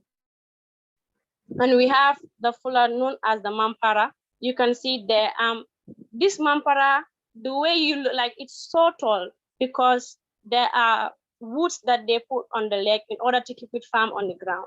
And we have the Agugu or hunting, which is normally displayed during the Christmas or New Year, which is played by the Akus. People do usually enjoy them a lot because they used to sing lots of nice songs, etc. And we have the Jola. Jola, we have for Aku also, you can see the heads that they put on top of the hunting. Sometimes they use the head of a lion, goat, sheep, like lots of animals, these big animals that you can see clearly with your eyes. And we have this masquerade for Jola, which is Kumpo. So Kumpo is a very special one because it is different from all these other masquerades, because the reason why it is special, when it is dancing, you wouldn't know where the head is, neither the leg or the hands, because that's how it is usually made, especially when it is dancing. So before I get into conclusion, I would love to give an advertisement concerning the UNESCO body on mind wellness for their culture competition for global inner peace.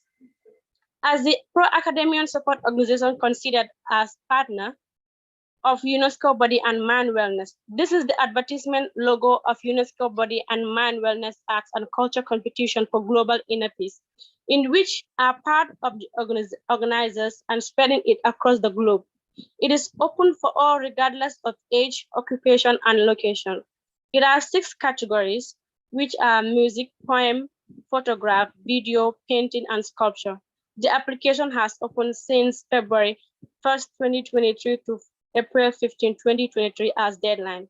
You can submit your work at info@unescobmw.org. Pass this information to your friends, family, students, educators. Let's come out and showcase our skills and talents in art and culture for global inner peace. There is a huge reward for the winners. For more info, please refer to unescobmw.org. Thank you very much for giving me this opportunity to talk about the art and culture in the Gambia. Thank you, Adama. That was very impressive. So nice to see how, of course, food is very important for culture. So It was very nice to see all these different recipes from the different groups that live in Gambia. And I was also amazed by the masks and this, so it looks like also people dress up like trees. It looked a bit like a tree also that was there. Yeah, they cut part of the trees and arrange them together and put it on someone. Why is that? Mainly, sometimes like one woman, like when they have programs, like cultural programs, they used to display this masquerade to entertain people. Mm-hmm. Yeah, it is naturally culture. Is there also a meaning to the different masks, or like the last one was someone with a lot of grass, long grass, looked like I don't know. Do you mean for Mandinka? Yeah, maybe I meant that. I don't know how you call it. Whether if there is a meaning of the mask. No, I was just wondering. But thank you very much. And I understand that we have to say goodbye to you. So all the best to you in Gambia. And thank you so much for joining us. Thank you, Adama. It was great. Thanks. All right. Wonderful. Thank you for having me. I'm very happy. You're very welcome. You're very welcome. Thank you for being part of our show. We go on to the next guest, Parisa. Yes. Caylee. Did I pronounce your name right? You're still on mute, darling. Please unmute yourself. Yeah, perfect. Yes. Yeah, you said my name correctly. Hello. Hi. So Caylee is the Young Women Achievers speaker. Wow. Yes. Wonderful. Can't wait to hear about it, Caylee. Yeah. Yeah, I'm very excited to be with you all today. And I do have a PowerPoint presentation, so I'll wait for that to pop up and then we can get this started. Yeah, perfect. So you are a student, but you are also working as an administrative assistant at the Osherman Family Foundation. And now you're pursuing your master's degree. Yes, yes. Thank you. That's a beautiful introduction. So, yeah. So thank you for that. And I am so pleased and happy to be here to celebrate International Women's Day and Women's History Month. It's truly an honor to be here with such amazing thinkers and influencers in the world. I saw a couple of the other presentations and have been so inspired and just like filled with joy. So thank you all for having me be a part of this excellent experience. So today I will be sharing with you the stories of young female achievers that have influenced me. First, though, I feel it is important to give you a little bit of background about myself to show you where I came from and how women have helped to shape who I am. So first, a little bit about me. I am a Frederick native, and Frederick is in the state of Maryland within the United States. We're about an hour and a half from Washington, D.C. I grew up in Walkersville, and I graduated from high school in 2017. I am the oldest of 4 children. So my one sister is a pre-K teacher right now. My other sister is about to start college, and my brother is in high school. During the pandemic, we got a puppy, which inevitably inspired us to get another one. And you'll see pictures of them here on the next slide because I couldn't resist, talking about them and including just an adorable picture of them. So they're super cute and they just make me happy. So I thought I'd share that with you guys today. And then moving on to the next piece of my current life, what I'm doing today, kind of a little bit more background about me too. I graduated from Hood College in 2021 with a bachelor's degree in history and global studies. I initially went to Hood and I wasn't like super, I was like, when I was starting the college process, I didn't know what I wanted to study, didn't know where I wanted to go. And so I was looking at far-flung places like, Montana, across the country. And when my dad encouraged me to look at Hood, I was kind of hesitant about it, but I absolutely fell in love with Hood. So it was a beautiful, wonderful experience, and I loved it. So I majored in history and global studies while I was there. And once I graduated, I still wasn't quite sure what I wanted to do with my future, but I knew that I wanted to do something related to international relations or nonprofit work. So I decided to continue to figure that out by starting my master's degree. So like Adda said, I started my master's degree in the fall of 2021 at American University, and I'm studying international relations, and I graduate this December. So that brings a lot of, excitement and everything, but also the fear of being done with that. Now, also while doing my master's degree, I have a full-time job at the Osherman Family Foundation. This is a local nonprofit in Frederick County, Maryland, that gives grants to local nonprofits. So we help support a variety of local organizations like the Boys and Girls Club, SHIP, which is the Student Homelessness Initiative Partnership. We give money to those organizations to help them fulfill their programs and to build up their capacity. And so I'm on that team that enables that work. And I found this position because I started as a board of trustee member. And so I got acclimated with the organization, and then a job opened up, and I was so blessed to be able to roll into that. Now that I've mentioned all of this a little bit about myself and, to help build the history of my life, I think it's important to now explain like the 4 types of female role models that I've had in my life, which have influenced me and helped to shape me. So the 4 categories are life mentor, an educational mentor, a work mentor, and contemporary mentors. So first is my life mentor. My life mentor is my mother. I was fortunate to have an inspiring and supportive mother throughout my life, and that is something I do not take for granted. I know that she is a blessing to me, and I am so grateful for her every day. She is my life mentor because she has known me my entire life, and no one else knows me better than she does. And also, she has helped to shape the way that I live my life and the way that I view my life. When I was younger and I heard the stories about my mom, she, was the first one in her family to graduate from college. She was the youngest vice president of a real estate company in the state of Maryland. And that was at a time when female leadership was not very salient within the culture. So she was pushing against a lot of cultural norms at the time and really being a trendsetter and like setting the pathway. And she inspired me through other things that she's done in her life by like living alone and having a dog by herself, which, when you're hearing these stories and you're like 10, you're like, oh my gosh, I could never imagine doing that. And so when I got the opportunity to do some of these things, get a job, start college, she really was in the back of my mind, knowing my mom did this and now I want to do this too.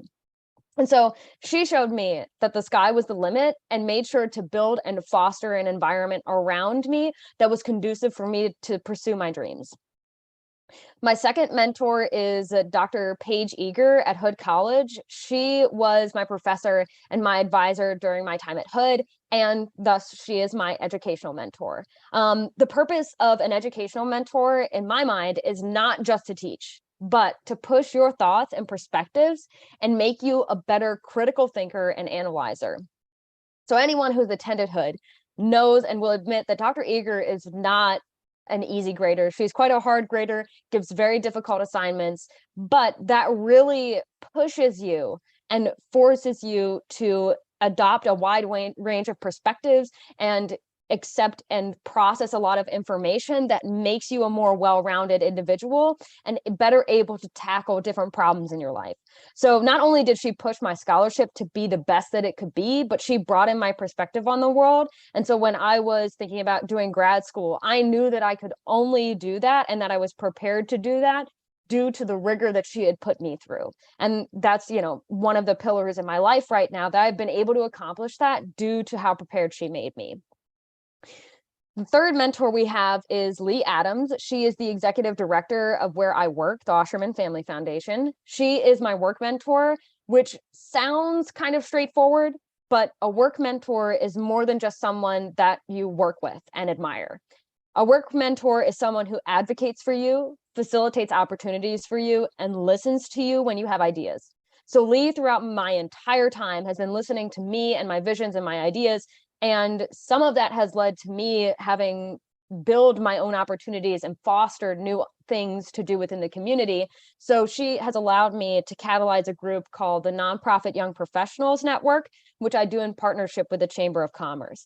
And that only came through her listening to me and her telling me some of the stories of her building her expertise and resume in the community of networking with nonprofits and learning what they do and implementing those strategies and ideas into our own organization. And so I wanted to facilitate a space where nonprofit young professionals could get together and talk about things that are prevalent within our field of work and how we could tackle those issues.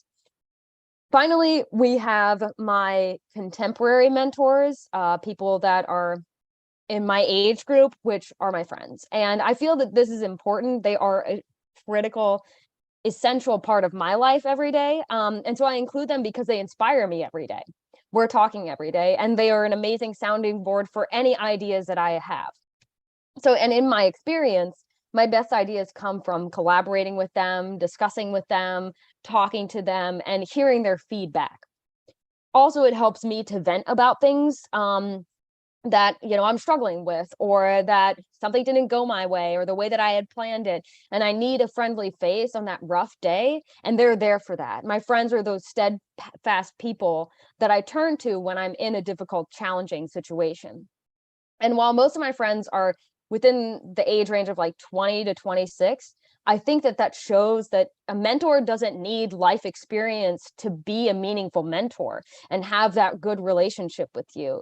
My friends, through what they're doing in their everyday lives, are inspiring me. My one friend is also doing her graduate degree right now, and in hearing her, talk about, oh my gosh, I'm writing this paper, it's so inspiring and cool, because oh my gosh, I'm doing that too, and I can keep doing that. So I've boiled this down to the biggest influences in my life to 4 categories, but that's not to say that there aren't more categories and that there aren't more mentors in my life. So this is just the people that have influenced me and where they fit into my life. And so I hope that in your lives, you can find similar people that will help to push you and keep you ambitious and looking towards the future. And another mentor that I didn't include in this is Jessica Underwood. She's a local businesswoman, and she spoke at She Week, which is a local event that we do every August. And I had the opportunity to hear her speak. And the one quote that she said that I will leave you with as my parting note is that the non-negotiable part of success is staying the course. Thank you. Wow. What a great speaker you are, Miss Caylee. We can expect much more of you, I'm sure. And I really love that you so much honor the women in your life, because it's so important that we realize on whose shoulders we stand, especially us as women and the women before us. So thank you so much, Caylee. Yes, absolutely. And have a great day, everybody. Thank you. Thank you. You too. And we move on, Parisa, don't we? We have one more speaker, and then we also have beautiful artists to close off with. So please stay with us. And our next speaker is Heather Anderson. Are you there, my dear? I am. Good morning. Good morning. Good morning, good afternoon, and good evening to everyone online around the world in your pockets of the globe here. Thank you for having me today. It's an honor and pleasure to be part of this amazing event once again, honoring women, inspiring each other, and lifting each other up in our global missions. And I think that's what is so powerful about these kinds of events that we have here. So thank you for hosting. Thank you very much for being here. And we definitely want to give you the floor for your presentation on why science. Absolutely.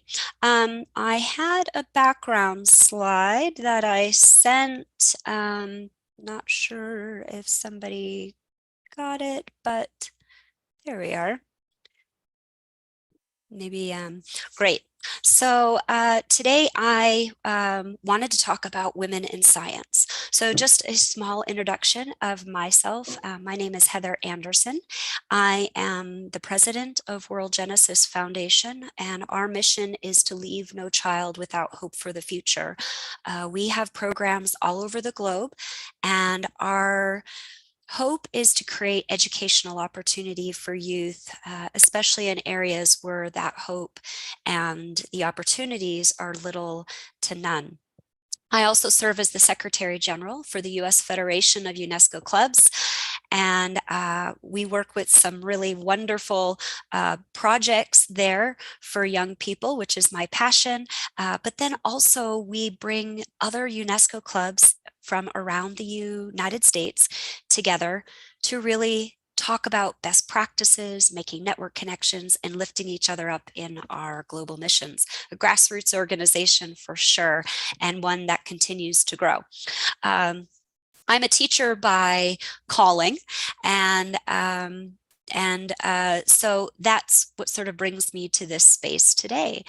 I want to start off by saying that women in science still lag behind. The statistics say that about 33% of researchers are women, and that's a small amount. And to this date, there has only been 22 Nobel Prize winners. A woman scientist once says, "I believe in the ultimate power of women in the context of science and in engineering." UNESCO began an international day celebrating women and girls in science, and that takes place on February 11th. And it really was started to promote and celebrate women and girls in the STEAM subjects. And STEAM incorporates science, incorporates technology, engineering, art as well, which is the STEAM instead of STEM. It's the new word, adding the art element to it, and then mathematics. And I believe women have something to offer. Women inspire science. Science inspires our future. And women have a lot to contribute and to be a big part of that. I love the fact that L'Oreal, together with UNESCO, have this international day to celebrate women, but also to honor them, to give scholarship, and hopefully to inspire and make connections women to lift them up in the sciences fields. So where do we start, right? How do we get girls and women into these fields of sciences? It's a field that can be very intimidating and has been in even the cyber world, the digital world. Still, women are far and few into these fields. But I really believe that these fields offer an opportunity of empowerment, right? And I feel like it's important to get young girls in from the ground up. And I really believe that's where it begins. It begins when youth are young, when they're in school, to engage them in hands-on activities and creative activities and allow them to explore, to be curious. I liked a lot of the words that Caylee said about her female mentors and people in her life and teachers that just allowed her to be empowered and to be able to incorporate and find and discover skills and talents and become critical thinkers, creative problem solvers, independent thinkers, and really to be part of these solutions and ideas that are up and coming in the STEAM subjects. So I really believe that starting young is the key in all of this. I'll take, is there any comments or questions before I continue at all, or any comments or contributions to the subject? Any experiences that anybody's had here online that they'd like to share? I'd like to offer a discussion and an opportunity to jump in. Maybe with a hand raised or something. I'm trying to look at everybody. Everyone's muted. Quiet this morning. Anybody here have any experience in the field of sciences, or interest in the field of sciences, or done any work in the field of sciences? Anybody here online? Seeing any hands? Well, Heather, I'm just coming from engineering background, and I completely hear what you say, because it was like over 3 decades ago that I was graduated from computer engineering school. And when we started it, it was in our class, it was 3 girls and 17 boys. So it was definitely a male-dominated area. And it's quite an experience to be there, stay there. And just over the years, this has changed tremendously. It's just the number of girls graduating from science and engineering and everywhere in Canada, in Iran, my back home, has increased a lot. Absolutely. And with our digital platforms, our technology growing as fast as it is, there's more opportunities than ever for women to get into the sciences and engineering, astronomy. What we like to do at World Genesis Foundation, and through some of the things that we do with the US Federation, is use gateway things to get youth interested in the sciences. I love that they've incorporated the art component into the STEM work itself, because I've always believed and always have brought the art with the science, because I believe they both inspire each other. If we look into space, we had drawings of what we could see before we could ever actually see it. If we look into our own bodies, we had artists drawing what was inside before we ever had photographs and could actually see what was inside of ourselves. So artistry and the science have always had these moments together. And I believe together is where you have those eureka moments where minds of different disciplines come together and level up these areas in these particular fields. And I think that that's an important message to give our youth today as they're going into these subjects. I know when I was young, And maybe for many of you here is that in school, in a very traditional classroom, after a certain age, it was really segregated and separated. You were either this or that. You either went into technology and science, or you went into arts and music. And there wasn't a lot of multidisciplinary learning happening. And that's the way that it was for me in school. So it wasn't until an older age when I had an opportunity to dabble in some of the fields that I realized I not only had an interest, but I had a great talent and curiosity and hunger into these fields. And all of a sudden I was propelled, not until really later in life. And so I made it part of my mission, and I was so inspired to use these subjects as children are young, to really give them an opportunity to explore and to play and to just be curious, and then have that be an integral part of their learning process.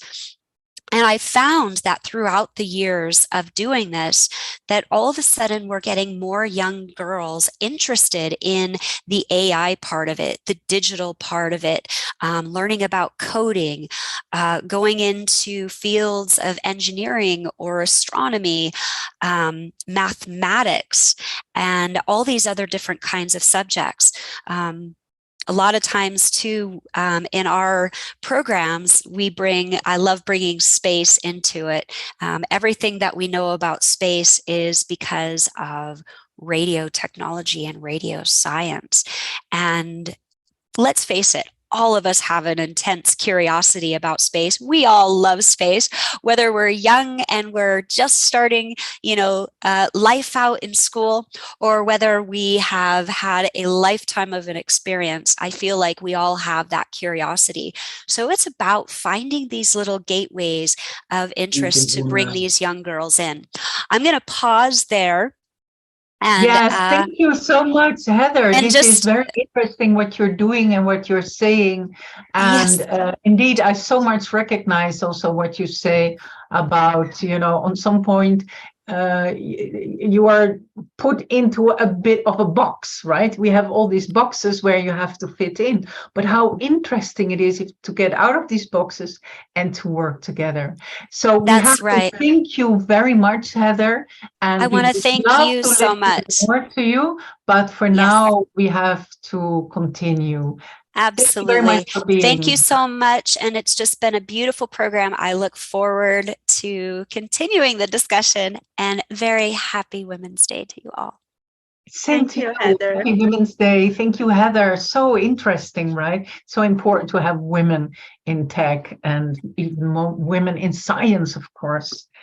So we go on to the next topic, and we can invite into the screen Mrs. Marzhei Abedi. And she will give us some announcement. So Mrs. Marzhei Abedi, please come to the screen. Hello, everybody. Please, can you also show yourself in the camera? Yes, there you are. Great. So wonderful. We can see the whole of you. That is nice. So what are you going to share with us? Whom are you going to introduce?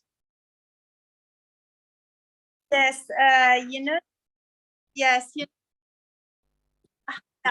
being a good host, all of you, for holding this great meeting for Women's Day. So congratulations, or happy Women's Day for all women here and all women around the world.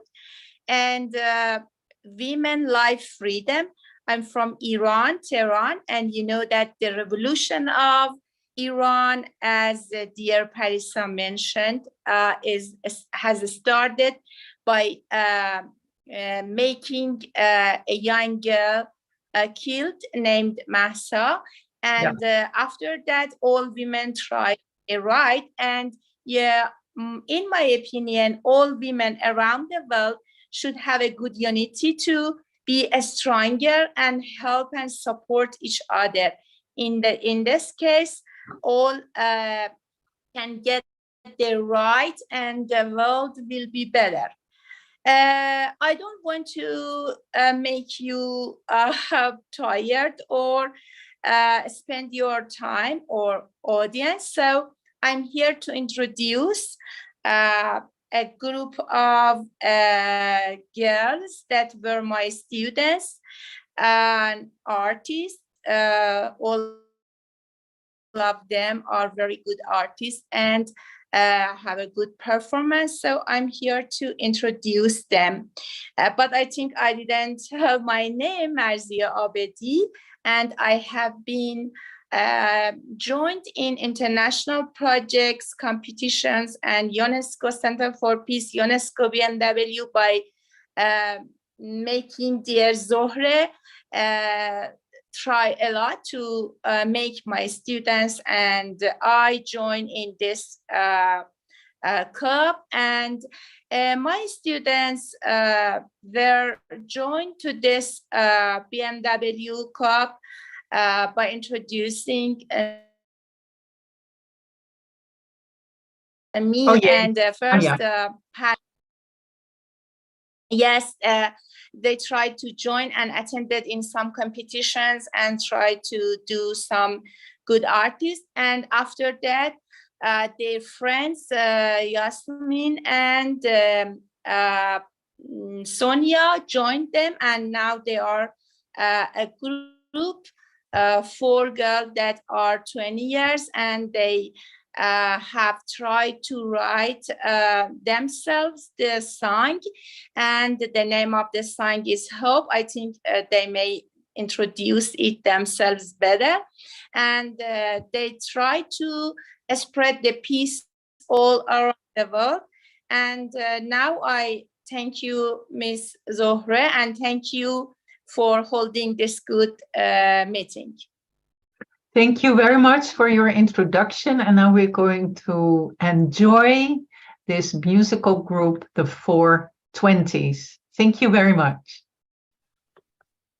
You're welcome. And Panyan, if you can talk about your song a bit.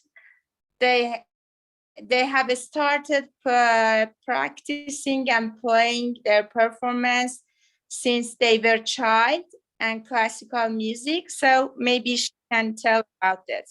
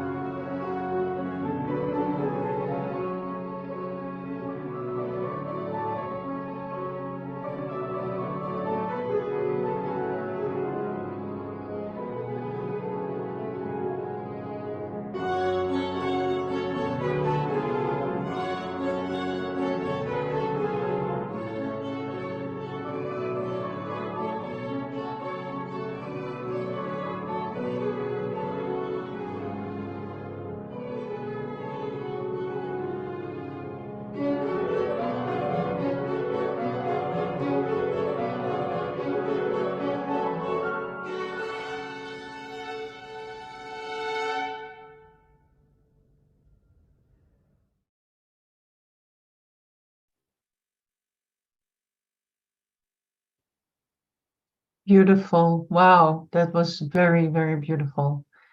Thank you so much, these wonderful musicians, students then of Mrs. Abedi. Abedi. Very good. Thank you for helping me. So, it was yeah, they are students. Sorry, they are students. They are students in university right now, and they were my students in high school before 4 years ago. But now they are active. Yes, yeah. Fantastic. So wonderful. Thank you so much. And now we would like to ask everyone to open the mic and the video and come with us in the screen. And if you like, you can give some comments, you can ask questions. You're very welcome to join us here.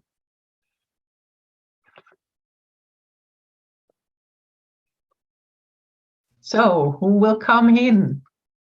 I just wanted to say thank you so much for this program. I definitely learned a lot, and it was so interesting to see so many different perspectives about the same topic, Women's Day, from people all over the world and from so many different backgrounds and cultures. And yeah, thank you so much. You're very welcome. Thank you for saying that. That is really nice. If you like, you can also share messages in the chat if it's a bit too much to come into the screen. That's also fine.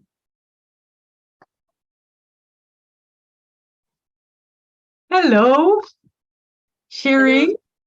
Thank you very much. It was wonderful, wonderful, wonderful. I really, really enjoyed. Oh, that is so nice. The women life freedom. I hope in all of the world, women, they have many, many power. Yeah. And I hope they will be more free, more life, more freedom. Thank you very much. That is needed, huh? For women to be more free. Where are you based, my dear lady, Shirin? Where are you from Iran. From Iran also. You live in America or not? Yes. Okay. In US. In US. Yeah. Thank you for joining. I think women will bring life and freedom to the world. Yes. That's their gift. Yes, yes, yes, yes. And usually the women bring the peace. Yes. If women will be in the power, more peace, Yes. more love for everybody. But that is true. I totally also emphasize that when we have more women, automatically there will be more balance. That is how it will be natural. And if we can feel the peace really from inside to bring that to the outside world, yeah, that is what is needed. And less war. War is not good. War is they fighting each other, they kill each other. But yes. they bring the life. Absolutely, absolutely. No more war. No more war. No. No. Thank you very much. It was good. Thank you. Thank you for sharing that. Thank you. And yeah, maybe we can ask our dear host Zoreh to come back with us in the screen. And maybe you want to say a few words.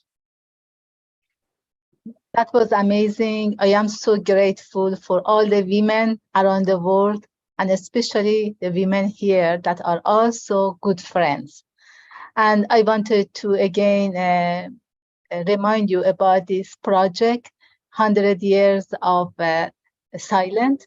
If you want to join us with this program during the year 2023, please call us, send us an email, or contact us on our UNESCO BMW.org.